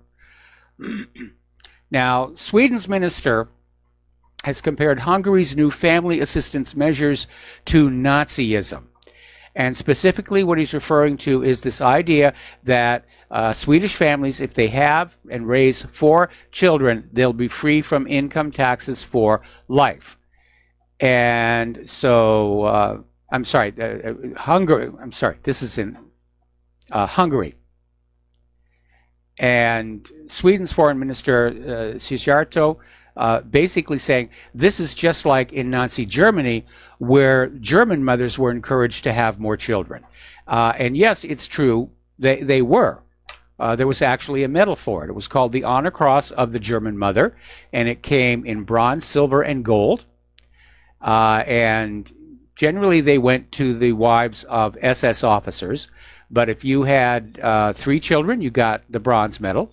If you got 4 children, you got the silver one. And if you had 5 children, it's a lot of kids, you got the gold one. And with the medals came all kinds of state-sponsored events, picnics, preferential treatment on transportation, and so forth. But what's wrong with Hungary saying that we want more Hungarian children instead of immigrants? There really is nothing wrong with that. Nothing wrong at all. Over in the Netherlands, Prime Minister Mark Rutte is basically coming on out supporting Theresa May by saying Great Britain is really too small to be a world player after Brexit, that it really should stay hooked up to the EU because just off by itself, it's just going to be this little tiny island in the Atlantic, and it won't amount to much, forgetting that at one time Great Britain pretty much did rule the entire world. But again, they're still trying to find a way to get this thing to derail. And he's saying, Great Britain is going to be too small to appear on the world stage on its own. My response to that was this quote from Milton from Paradise Lost: "It's better to rule in hell than serve in heaven." Okay. Terry Christian is taking some backlash after claiming he knows employers planning to sack Brexit voting employees and urging other bosses to do the same. Well, I would assume that British elections are as private as our own, and probably smart Britons aren't saying which way they voted, or if they're being challenged by their employer, they might be lying. But I mean, this idea that British employers are going to start sacking workers who support Brexit. I don't know the laws in Great Britain. I would think that that would have to be something that was indeed illegal. Getting into the world of political correctness, or actually Israel correctness here. Virgin Atlantic had a meal on their in-flight menu called Palestinian couscous salad, a mix of maftool and other couscous, tomatoes, and cucumber seasoned with parsley, mint, and lemon vinaigrette. And it was called Palestinian couscous salad. And of course, Jewish passengers complained because Virgin was being a terrorist sympathizer. And so Virgin Atlantic has changed the menus to simply say couscous salad. It's exactly the same salad, by the way. Don't you get sick of the whiners? Just whine, whine, whine, whine, whine. Oh, we don't want to see the word Palestinian. Anyway.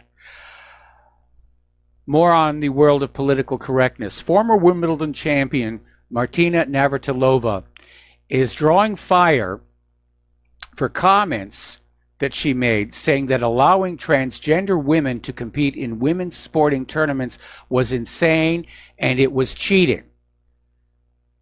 And they're criticizing Martina Navratilova by saying, well, look, these transgender women, they are required to take drugs to lower their testosterone levels so that, in theory at least, they're the physical equal of the real biological women. Well, so far that hasn't been the case. We've been seeing all of these events, bicycling and so forth, where the transgender women are winning by huge, huge margins.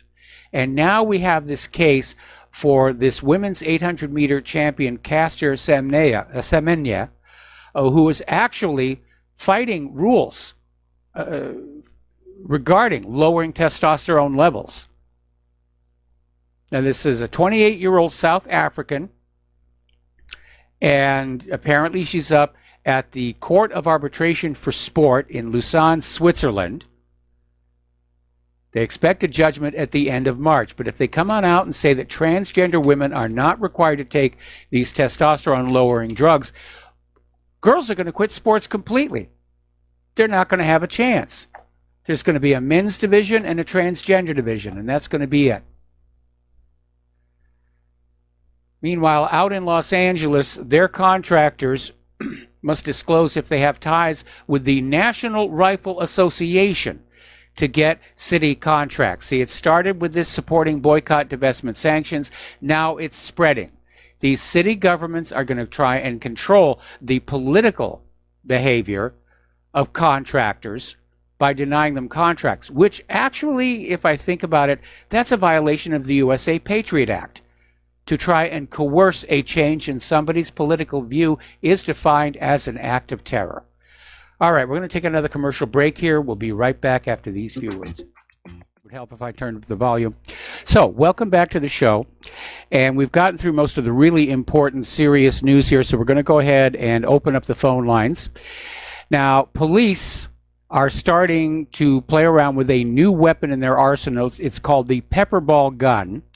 And basically, it's a modified paintball gun, but inside the balls, instead of paint, they have high-test pepper spray. And police are saying this is a new, less than lethal way of dealing with those who are armed with anything less than a gun and refuse to comply with police directives. St. Paul, Minnesota is the latest police department considering implementation of the weapon. The hope is this will reduce incidents of excessive force. I certainly hope that that's going to be the case. Okay, out in California, still talking about how the high-speed rail project has been pretty much gutted.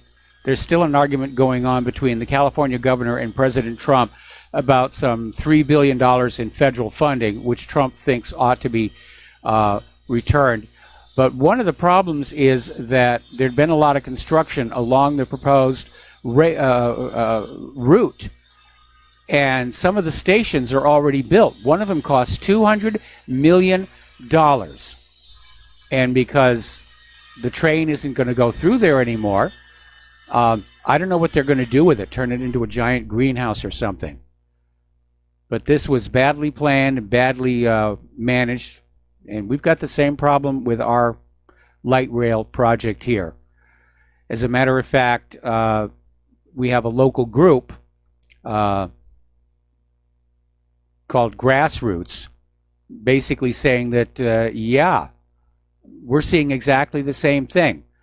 The rail project was sold with promises of low budget and speedy construction, and it just didn't happen. And now they're simply pulling the plug on it. And there's a lot of people around here don't think we'll ever actually see this train work. And we'll have this concrete scar across the southern part of our beautiful island for forever and ever.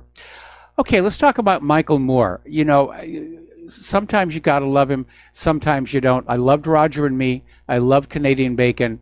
I hated, Bowling for Columbine. I mean, he is a hardcore liberal. And he's not doing as well as he used to. His anti-Trump film Fahrenheit 11/9 floundered in theaters, and now apparently his docu-series, Michael Moore Live from the Apocalypse, has been canceled. So that may be a sign of a shift here. Chinese state media is warning of an impending high-tech Cold War fueled by AI competition. This is in response to Trump's executive order instructing the U.S. government to prioritize the development of artificial intelligence. I think they ought to actually make coding more robust and error-free before they go that direction, but that's just me. We'll be right back. Aloha, America. Welcome back to our show here. So before the break, we were doing this story about how Chinese state media warns of impending high-tech Cold War fueled by AI competition. I have to be very honest, and with all due respect to Donald Trump and everybody out there working in AI, I'm a little less impressed than probably a lot of other people are. And probably most people's idea of artificial intelligence is based on what they see in movies, like 2001, and remember how that one turned out, or the Terminator series, or even iRobot. But I have a fundamental question about AI. AI, as it's implemented today, simply means software that is able to learn on its own and build up a database on which it will make future decisions, which sounds all well and good. But what if the AI is learning something wrong or is coming to the wrong conclusion? There doesn't seem to be a check. And the reason I think this is because I have the Weather Channel app on my smartphone, and every time it pops on up, down at the bottom is a little banner using IBM's Watson, which is IBM's AI system. And lately, the forecasts are just, they're useless past a few hours out. And they're constantly changing. And if this is what AI is going to do, I question its usability here. All right, we're going to take a phone call from Joe in California. Aloha, Joe. Welcome to the show. What's on your mind? Aloha, Mike. First, did you get snow in Hawaii? Yes, we did. Of course, we get snow in Hawaii every winter at the tops of the volcanoes on the Big Island and on Haleakala in Maui. But this time, the snow just came down to a record low level. They had to close the road to Haleakala. One of the state parks was just covered in this stuff. And so, yeah, it was a record snow here in Hawaii. Wow. Mike, I have a great idea for what California can, how they can utilize those abandoned stations. Now that project has been canceled, they can house migrants. Divide them up into separate living quarters, bring in some nice luxury appliances, maybe put in some jacuzzis in there, make them feel at home. I'd rather do that for homeless Americans. Of course, but California, I'm sure will probably go with my suggestion. Well, when I saw the photo of this station, and it's architecturally beautiful, and the first thing I thought is, was it really necessary to build it this way as opposed to a simple, functional train station? And is it true that you said that Senator Feinstein's husband was awarded one of the contracts? Yep. Oh, that's awful. That's awful. Mike, I was listening to somebody. I think it was something I read online. I think it was from a British tourist who visited San Francisco, and he was writing how appalling, how horrific the situation is there with the homeless, the druggies, the people pissing in the streets and all. The people who live, I don't know how these people, I guess these people who live in these big cities like San Francisco, LA, I think you mentioned Denver last week.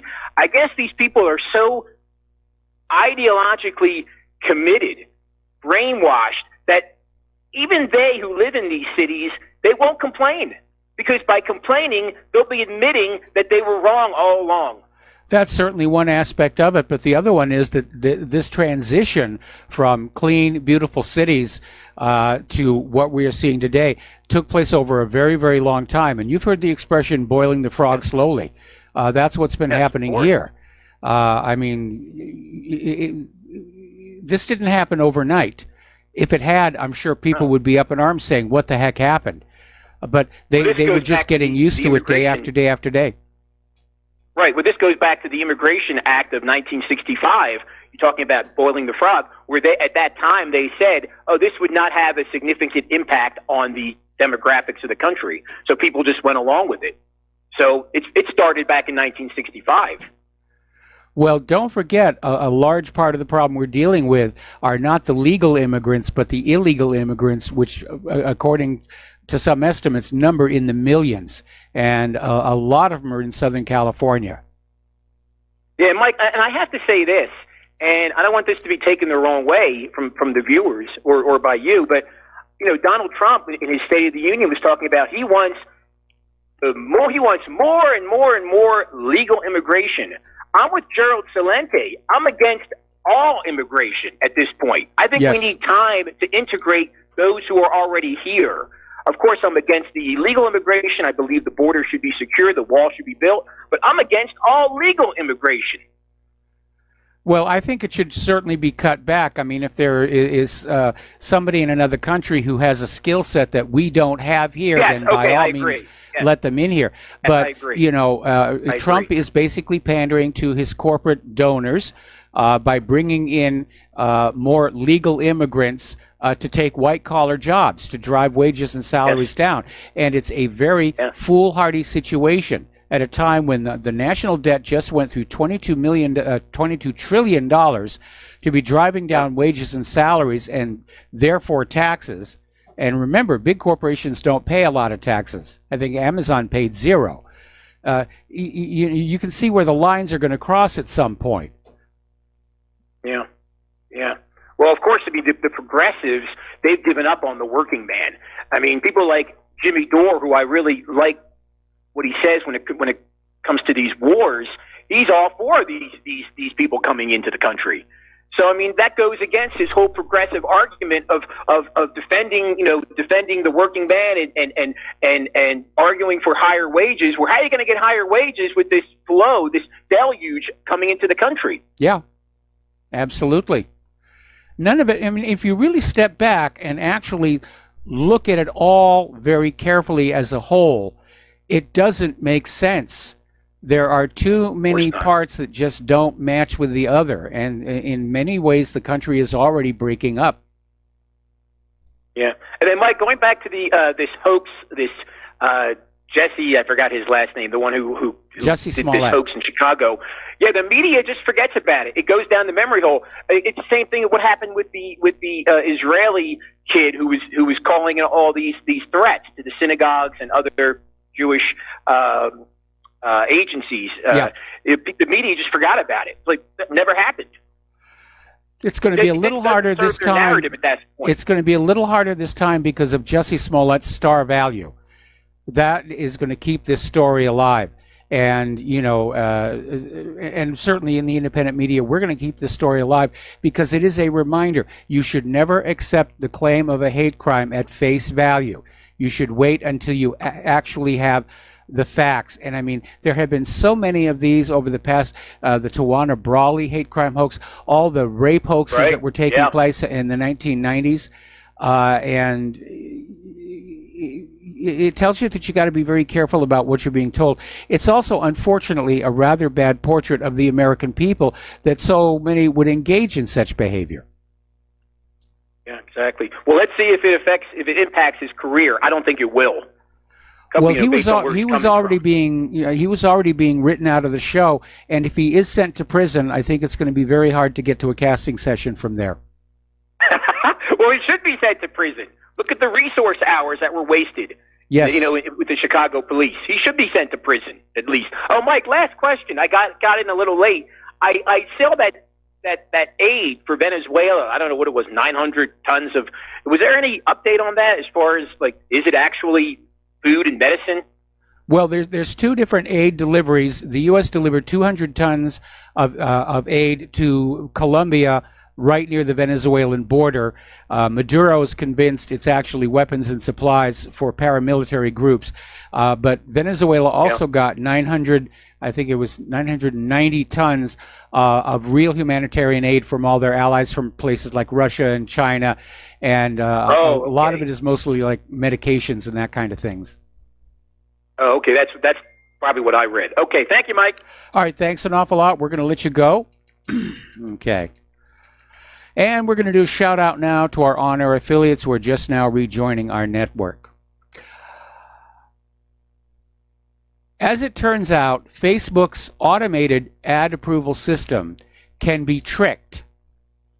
And an Al Jazeera investigation found that it is possible to buy ads to spread misinformation and fake news, and that somebody was doing just that ahead of the Nigeria elections. Now, last month, Facebook said it would temporarily disallow political ads targeting Nigeria from being purchased outside the country in an attempt to prevent foreign influence in the elections, which happened actually like Friday. But basically the ads Al Jazeera was able to get Facebook to approve included a false claim that armed group Boko Haram would take part in the elections. So all these automated systems, they're not really very good. And we're moving into AI. When you mix the ideas of artificial intelligence with sloppy coding, you're just asking for something horrible to happen here. All right, we're going to take another phone call. Mo in Florida, aloha. Welcome to the show. What's on your mind? Aloha, Mike. How you doing? Doing fine. Oh, that's good. That's good. I just, you're just a drink of cool water in the desert. Yep. Just hearing your voice, you're very calm, and I just share so many same things with you. I grew up the same way. I was raised Catholic. You were raised Catholic, right? No, I was raised Congregational. My father was Catholic, and my family was Catholic all the way back to the 1490s, and before that, we were Jewish. Oh yeah, I do remember that. We both grew up walking with our freaking 22s and shotguns out, and yes, so I totally relate to all that. We're about the same age. But, I was just going to throw something quick at just kind of a little levity. But, I know you probably saw this George Mendonça, 95, died. He had that the iconic photo kissing that nurse, whatever it was, after World War II was over. Yes. You remember that? Obviously, everybody knows that photo, right? Yeah. There were two different women claimed to be the girl in the picture. Oh, I didn't know that. I didn't know that. Yep. But, whatever it was, the thing I was just going to say, and I'll let you go and get the rest of your phone calls, but, I just was thinking, if that was done today, there'd be multiple lawsuits filed for sexual harassment. Yeah, the world has changed Can you so imagine? drastically, you know, and there was another article that was out there saying, political correctness has ended comedy, which is why what passes for comedy is basically just screeching about Donald Trump from a stage, and that we have become such an intolerant nation, but we're being indoctrinated to be offended by everything and everybody for political gain, to keep us divided and constantly hostile with each other. And we need to learn how to stop being offended and just go back to being relaxed and saying, okay, that's your opinion. Mike, can't you find a place that we can all go to and just like live free? Not until the next Starship shows up. New Hampshire, I don't know how that worked out, but I mean, it's just ridiculous. There's no freedom anymore. You know, I mean, it's just everything is like you say, politically, you got to be politically correct. Everybody's offended by everything. Yep. Just how ridiculous is that? You know. It is. It's completely ridiculous, and it's engineered. You know, we, the American people, did not decide to become this population of overly sensitive, finger pointers. It was sold to us. We were encouraged to be that way. It was held up as a new social ideal to run around being constantly offended by everything. You know, that's so true. You know, I'm hanging in there. You know, but my biggest letdown was, I campaigned for Ron Paul, and that was, I cannot think of very few things I disagree with you about, and of course Ron Paul. Can you imagine if that guy would have if he, they didn't kill him, if he would have become president? Is there anything about Ron Paul that you disagree with? Not really. I wanted him to become president, but again, I don't know how he would have fared against the deep state. I hate to use this kind of language, but we almost need a strong man as president, somebody who can push back against the deep state and say, stop doing that. We don't have that with Donald Trump, who I would say is my greatest political disappointment. Yeah, me too. I'm right with you. He's Zionist-controlled, Sheldon Adelson, the whole bit, and it just makes me sick. It makes me sick because they get your hopes up and then they slam them down. But yep. Mike, you're out there. You're on the front lines there, and I appreciate everything you do. And I hope you go on for another 20 years. So thank you, brother. Well, that would be very, very, very nice. But I'm going to be 66 here this year, so I don't know if I've got 20 years left in me. But I'll just go as long as I can. A lot of people hope you do. All right. Well, thank you very much for the kind words, and thank you very much for the phone call. We're going to let you go. Getting on back to the world of computers and the world of Facebook. Apparently, Facebook has been caught tracking users and ex-employees it considers represents threats. They actually have a BOLO list. Be on the lookout. And it's very Big Brother-esque, even for the social media giant. But apparently Facebook mines its own network for threatening comments, according to CNBC, and uses location data from apps installed on the phones of those users in order to track them. Now, any user who publicly threatens Facebook by showing up repeatedly on company property, penning long email threats, or even posting improper comments in response to public missives from Zuckerberg can end up on Facebook's BOLO list, which apparently is already hundreds long. And what's really a little more interesting and alarming is Facebook used a security app to spy on their competitors. Facebook used Onavo Virtual Private Network to gather information on their competitors. This may have been Facebook knowingly violating both data privacy and anti-competition laws. Now, as you know, there's been a big brouhaha, if you will, over 5G. And there's a lot of money at stake. And some of the nation's cell phone providers have accepted the new reality, and they're already starting to convert their networks over. And all those cell phone companies that don't have the money to do so and are going to be left behind in 4G twilight zone or limbo. They're out there screaming, oh, 5G is going to melt your brain. 5G is going to make your hair fall out. 5G is do all these bad things. And a lot of it has to do with the fact that China, and especially Huawei, own a lot of the patents on these 5G products and chips. And the U.S. and Britain don't want to let them in because it's going to be what they see as competition to U.S.-produced chips that can't compete. So they're basically accepting we're not the manufacturing power we used to be. Now we rely on protectionism. We're going to keep those other guys out.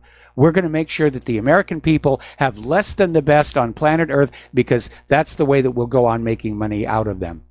But there's been a major blow to U.S. efforts to persuade allies to ban Huawei from high-speed telecommunication systems. The U.S. has been claiming that Huawei has built Chinese espionage software into their 5G chips. And Britain came on out and pulled the rug out from under that one, saying that Huawei is a manageable risk to the 5G rollout. Now, probably what Britain is simply deciding is it's a choice between Chinese spying on us or the U.S. spying on us. I think we're going to go with China spying on us. We'll be right back. Aloha, America. Welcome back to our show here. And we're still talking about computers. And here's another story about artificial intelligence. There's this project backed by Elon Musk. And apparently, research group OpenAI developed a large-scale unsupervised language model that is able to generate news stories from a simple headline. Now, I'm not exactly sure where it's getting the body of the news article for. Maybe it's going out on the net and looking for information. But apparently, this system has been deemed too dangerous to release. And they've unveiled a smaller version purely for research purposes. I hate to sound like a Luddite, and I've spent my life with computers, and I like computers when they're working and when the software is bug-free. But I think, like with pharmaceuticals, these technologies are being developed and pushed onto the market before they're really ready. Let's take another phone call from Jim in Chicago. Aloha, Jim. Welcome to the show. What's on your mind? Oh, Michael, regarding this so-called hate crime, I live in a city, and I didn't believe it from day one because it happened on a Tuesday at 2 o'clock in the morning, and that particular time, the temperature was 29 degrees below zero. And now this guy claims he left his hotel or his apartment to get a sandwich. There's a thing called a delivery service. And yes. not only that, he claimed that these guys had some rope. Michael, how many people do you know that carry rope around them unless they live in Texas? True. That's a good point.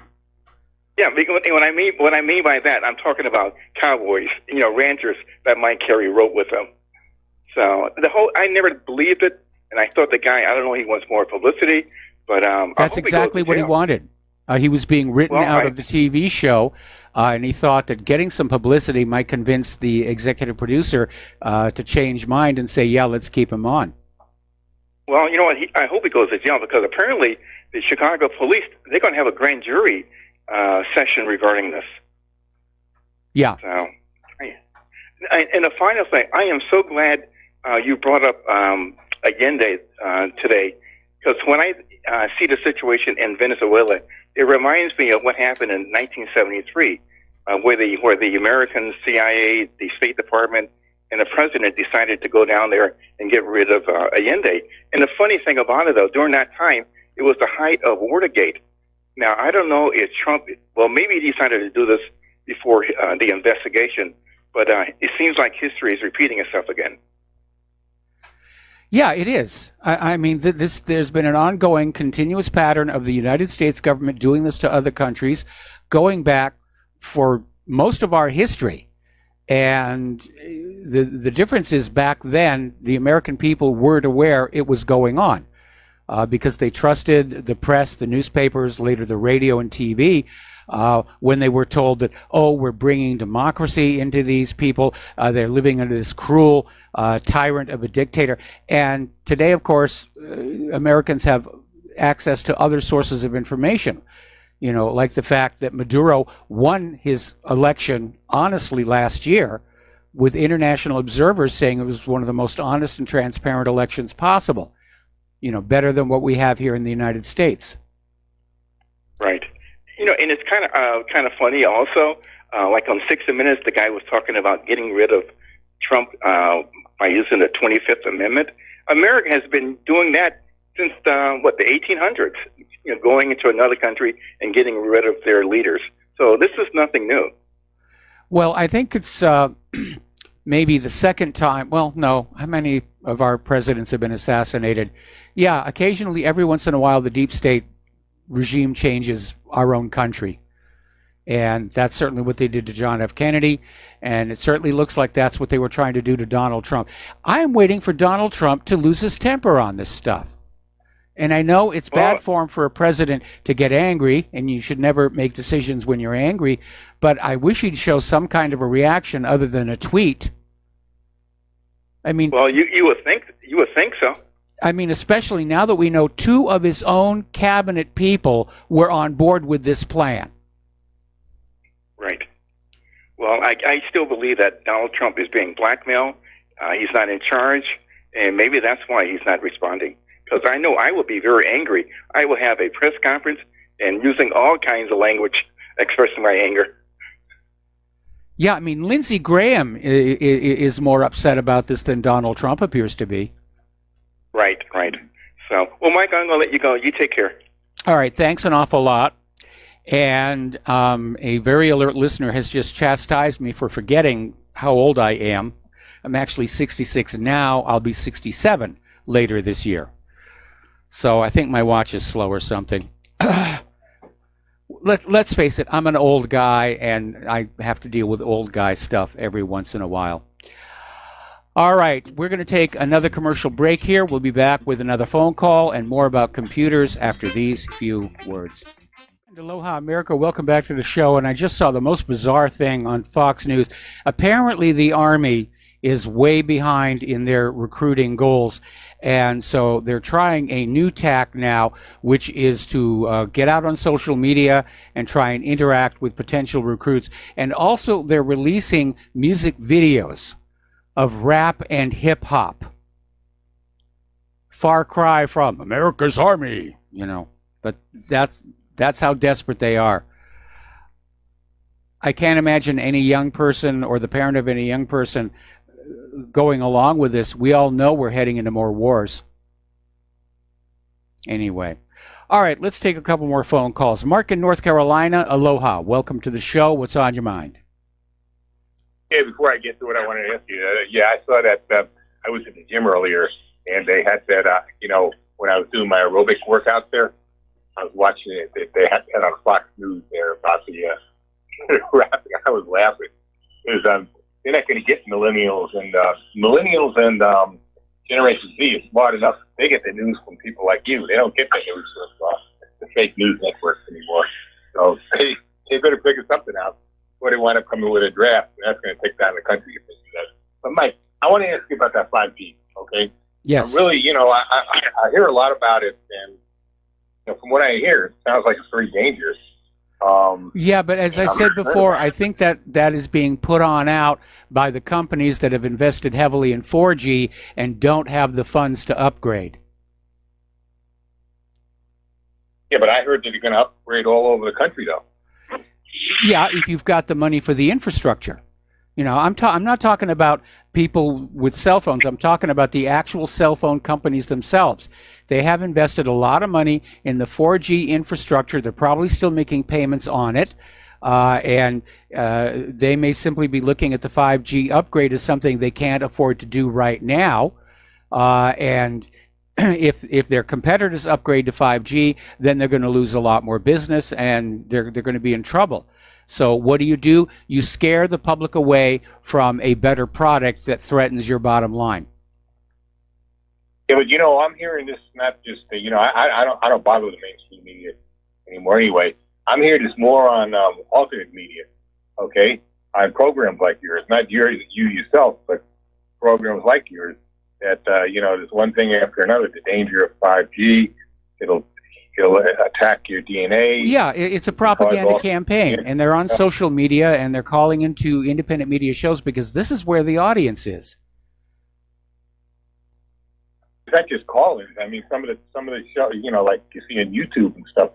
Some of the people who got shows like yours coming out, including Alex Jones. Oh, okay. Well, Mark, let me just put it to you this way. Okay, given the physics of radio waves, there is absolutely no reason for 5G to be any more of a problem than 4G. You think 4G is bad for you? I mean, I use now. I'm all into this stuff the last few years, but I'm just wondering how healthy do you think this really is? Like using the Wi-Fi and all that, because you hear different things. Well, that's why that's why I phrased that statement exactly the way I did. I didn't say that they were both perfectly safe. I'm saying there is no physics reason for 5G to be any worse than 4G is. Maybe a better way to say it here. I don't think we can point at any one source of radio energy, cell phone, the tablet, the Wi-Fi receiver, as a concern. But I am concerned about the total saturation of radio energy in which we live that is coming from everything around us. Amateur radio, radars, of which we have a lot of them here down here in Pearl Harbor, over-the-air broadcast of radio and TV. It's just this constant noise of radio energy, and at some point, I think there could be an issue. But when you look at how much money is based on the use of the radio spectrum, you're never going to get anybody to look at this seriously. Yeah, but a regular AM and FM radio, or even your TV, like even your satellite TV or something, or cable TV, that doesn't, you're not getting radiation out of that. No, but the radiation is coming from the broadcast tower. And we're talking, thousands and thousands of watts of power to get that signal into your radio or your TV set. Then you've got police radios, you've got handheld two-way walkie-talkies, even those little sensors over the door at the supermarket that open the door for you automatically. Those are radar units. So in other words, one way or the other, what do you say we can do to protect ourselves? Well, if you're rich enough to build a house that's a Faraday cage, I recommend it rather highly. In terms of using a cell phone, if you're concerned about putting that cell phone up to your ear, definitely think about using either the headset that came with it or getting a Wi-Fi earpiece. In the case of our Hyundai, we're very lucky. It's actually got a built-in Bluetooth phone. So when a call comes in, we don't even have to touch the cell phone. We just touch this little screen on the front of the thing, and it comes up, and we can talk and drive and not get a $300 ticket. Yeah, I got that on my Hyundai also. Yeah. The other thing is I normally use the speakerphone. I don't put the phone up to my ear. I'm talking to you now on the speakerphone. I think it's coming in pretty good, right? Well, I can tell that you're on a speakerphone. Good. Okay. Anyway, again, to reiterate, I think this rumor mongering about 5G being dangerous is a panic move by 4G cell phone providers who do not have the capitalization or simply do not wish to have to upgrade at this time. But some of the nation's biggest carriers, they've seen the writing on the wall, and they are starting the conversion right now. And it may be a big success. It may not. I got to be very honest. 4G works fine for me. 3G was a little slow and sketchy, but 4G works just fine for me. I think, if anything, it is the backbone behind all of these systems that is starting to log jam up with funny cat and videos and so forth. Anyway, Mark, we're going to let you go. We're getting close to the end of the show. All right, Mike. I want to switch over to Rick in Arizona. Rick, aloha. Welcome to the show. What's on your mind? Quickly on that 5G, I think what everybody's missing on is when that thing is up and running, when they got the repeaters on every block, they're going to know exactly where you are 24/7. They already do that now. They already do that now. Oh, it's an approximate. It's approximate. Every cell phone. Hey, let me talk. Every cell phone. I just called in, Mike. All right. Every cell phone has a GPS built in. And that GPS can be read over the cell phone system. That's the reality of life in the United States today. So. All right, we've got another caller on the line, Dustin in New Jersey. Aloha, Dustin. Welcome to the show. What's on your mind? Look, I'm 48 years old, and I'm around electronics all the time, and I'm still alive. Yeah. And you got to worry more about the wars. The same here. I've been around some very intense electronics all of my life, including some of the stuff I worked with at NASA, that had warning stickers on it. And I'm fine now, outside of being 66 years old and holding. You got to be worried more about using Roundup. Oh, yeah. What you eat, and 5G is about China. That's all it's about. It's about China. And Mike, I don't know if you heard the news with the UK is on the 5G with China now, because it seems like they're okay with the so-called security risks. Yeah. That the United States has been putting out. It's They can listen into you and all that, and the NSA like American cell phones don't already have that. We know that the NSA is backdoor to every personal electronic item, going all the way back to Windows NT, and that includes the Mac and that includes Linux. I mean, you want to talk about being concerned about personal privacy? Forget about China. Our own government is the worst violator of the Fourth Amendment. Yeah, this is all about economics and business. And I said it before because China is overtaking us in the tech sector. Either they have or it's very soon they're going to, because Huawei is number 2 in the world for cell phones. Apple's not. Yes. Samsung, Huawei, and Apple. And eventually Huawei is going to take over Samsung's spot. So yeah, I think they are, because unfortunately both Samsung and Apple have made a bad strategic decision. They're going for high-end status phones, like the iPhone XR, which is $1,000, although I'm already seeing ads for discounts. In this current economy, people can't spend $1,000 for a cell phone. They want a phone that is affordable, that's going to do the basic things they need it to do. And I'm not surprised that Apple's, cutting back on production. People just don't want those high-end phones. They don't need all the whiz-bang. And I'm sure probably everybody who got an iPhone went through the same experience. You got yourself an Apple gift card, an iTunes gift card rather, and you loaded up your phone with all kinds of really cool, interesting apps. And after about 2 weeks, you stopped using them all. And you were back to phone calls, web browsing, and email. Mike, my phone is an old cell phone. It doesn't even have doesn't have any applications on the screen. It's very basic because I'm not going to sit there twiddling my thumb on little screen, I got screens at home. I understand where you're going here, but I'm going to be very, very honest. I do like my iPhone.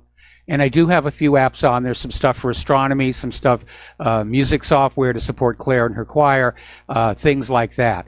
And it is very useful to have that, at hand, along with a couple of flight simulators if I happen to have a few minutes where I've got nothing to do. So I do like the iPhone. And I do like the iPhones better than the Galaxies, because Claire's last phone was a Galaxy and it was less than pleasant. It's a good idea. It's just too expensive right now. And I think Apple and Samsung need to look at pulling back on some of the high tech, like the facial scanner, that drives up the price of manufacture, and come on back down to a very basic unit on which you can make calls, do the mail, do the web browsing, and run the basic apps out of the application store. You know, and one of the things that is really annoying to me is that I had apps on my older iPhones that when I upgraded the iPhone and the iOS upgraded, suddenly they wouldn't work anymore. And it would say, contact the developer, and you go over to the iTunes store, and the developer's no longer there. Mike, can I switch gears? Do I still have some time left? Yeah, you've got a little time, yes.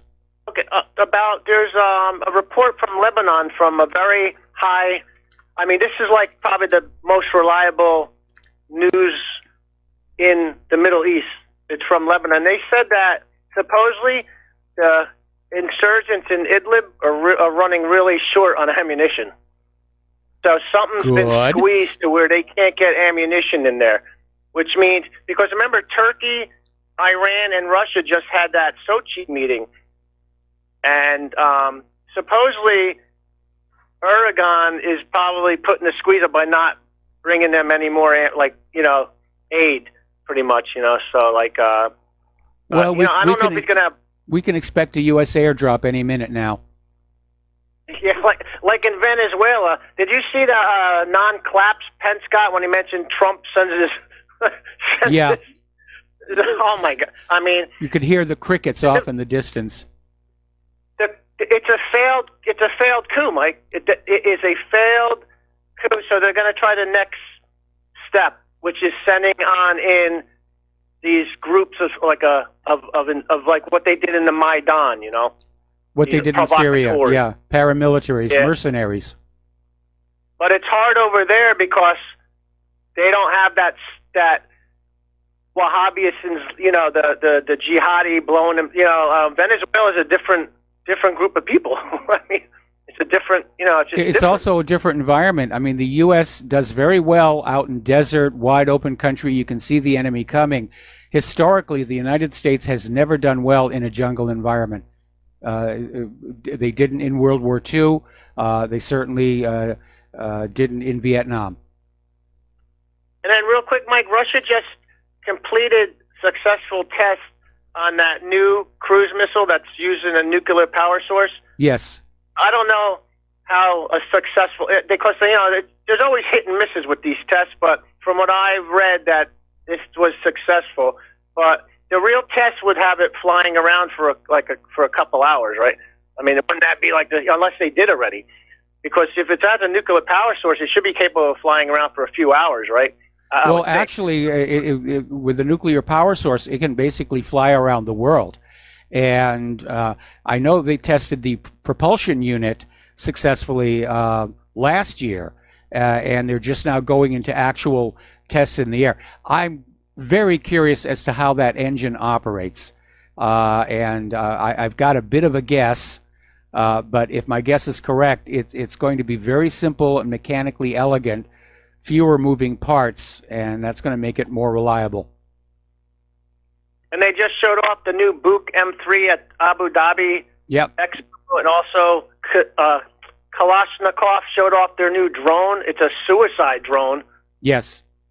That flies into his target. And they also showed off the Panzer S1, that whole array system with the rockets and the machine guns on it. I forgot the exact name, but all right, Mike, have a good rest of the show. All right, thanks an awful lot. We're going to switch over to John in Little Rock. John, welcome to the show. What's on your mind? Mike, why is it everybody on the RBN is an expert on Israel? You and this other talk show host that I call in to. I'm an expert. When I offered you guys a real Israeli to interview, and y'all turn it down, and it really upsets me, man. I'm an expert on Israel. I got the real deal. He's ready to come on. Well, what's his name? Figure that out. Why? What's his name? Her. What's her name? Sarah Jacobson. I sent you the email, man. Okay. I'll have to look for that. Well, she just made another video that she told me to post. And it's about the DBS Act. And trust me, she really blasts Arkansas where I live at. I love her for that one. Okay. All right, well, send me the link to the video as well, and I'll see about putting that up as well, okay? All right, listen, John, we're coming up on a commercial break. I got to let you go. We're going to close the phone lines. We'll be back with the last segment of today's program after these few words. Aloha, America. Welcome back to our show here. And this, of course, was President's Day weekend, and we still have a little more President's Day. And apparently California actually issued last Friday a warning to avoid skiing over President's Day weekend because there was too much snow to keep up with the plow demand on dangerous mountain roads. And of course, for skiing fans in California, that was a little frustrating. In many cases, the ski resorts themselves shut down, both because of the dangers of avalanches and because the snow was so high that it was burying tow lines, and in some cases the chairlifts were being impeded by the snow as well. So, getting on out here, let's see, Mammoth Mountain broke a more than 30-year record for monthly snowfall. Snow made for a slippery Monday morning commute over there in Connecticut. And state police are advising drivers to exercise caution. Traffic in Sierra at standstill following the weekend of snow. It's been at a near standstill for most of yesterday. We don't know how it is today. Weekend travelers attempted to head home amid the snow, and Highway 50 and Interstate 80 were open, but chain controls were required. And of course, you always drive a lot slower on those chains. In a lot of places where the communities are unprepared for the heavy winter because they actually believed Al Gore, they're now calling on local businesses and even private citizens to get out there and try and deal with some of the snow as well. That may not go over very well. And part of the problem is that the snow plow drivers are not being very careful about closing off driveways. And so you have a homeowner who shoveled out his driveway. He's getting ready to drive to work. A snowplow goes by, and all of a sudden there's another huge mountain of snow at the end of his driveway. So it's getting a little testy out there. You have to be very, very careful. Snowing hard on Vail Mountain. And finally, an important question that we need to ask. As the snow piles up, where will it go? Well, every time we have one of these record-setting winters, it's going to be followed by a spring with record-setting floods, and that is just, unfortunately, the way that it operates. And in communities where the flood control is not being maintained or doesn't even exist, there could be serious, serious problems. Now, Martin Armstrong is slamming Al Gore's deliberate global warming fraud, says it was done purely to increase governmental power. That was one agenda. The other was Al Gore wanted to make money off of it from his carbon credits. He bragged about wanting to be the world's first carbon billionaire. And he got planning on how to set up his carbon trading system from Enron's Ken Lay, because Al Gore wanted to do to planet Earth with carbon dioxide what Enron had done to California with electricity. It was a scam right from the get-go. Okay, there's the music. Time for me to get out of here and get something useful done with the rest of the day. Please stay tuned for John Stadmiller. I'm sure he's got lots of interesting things to share with you. And please share what you learn here with everybody that you know. Please donate to Republic Broadcasting. Please donate to whatreallyhappened.com. Have a pleasant and safe rest of President's Day. We'll be back tomorrow. Aloha, America.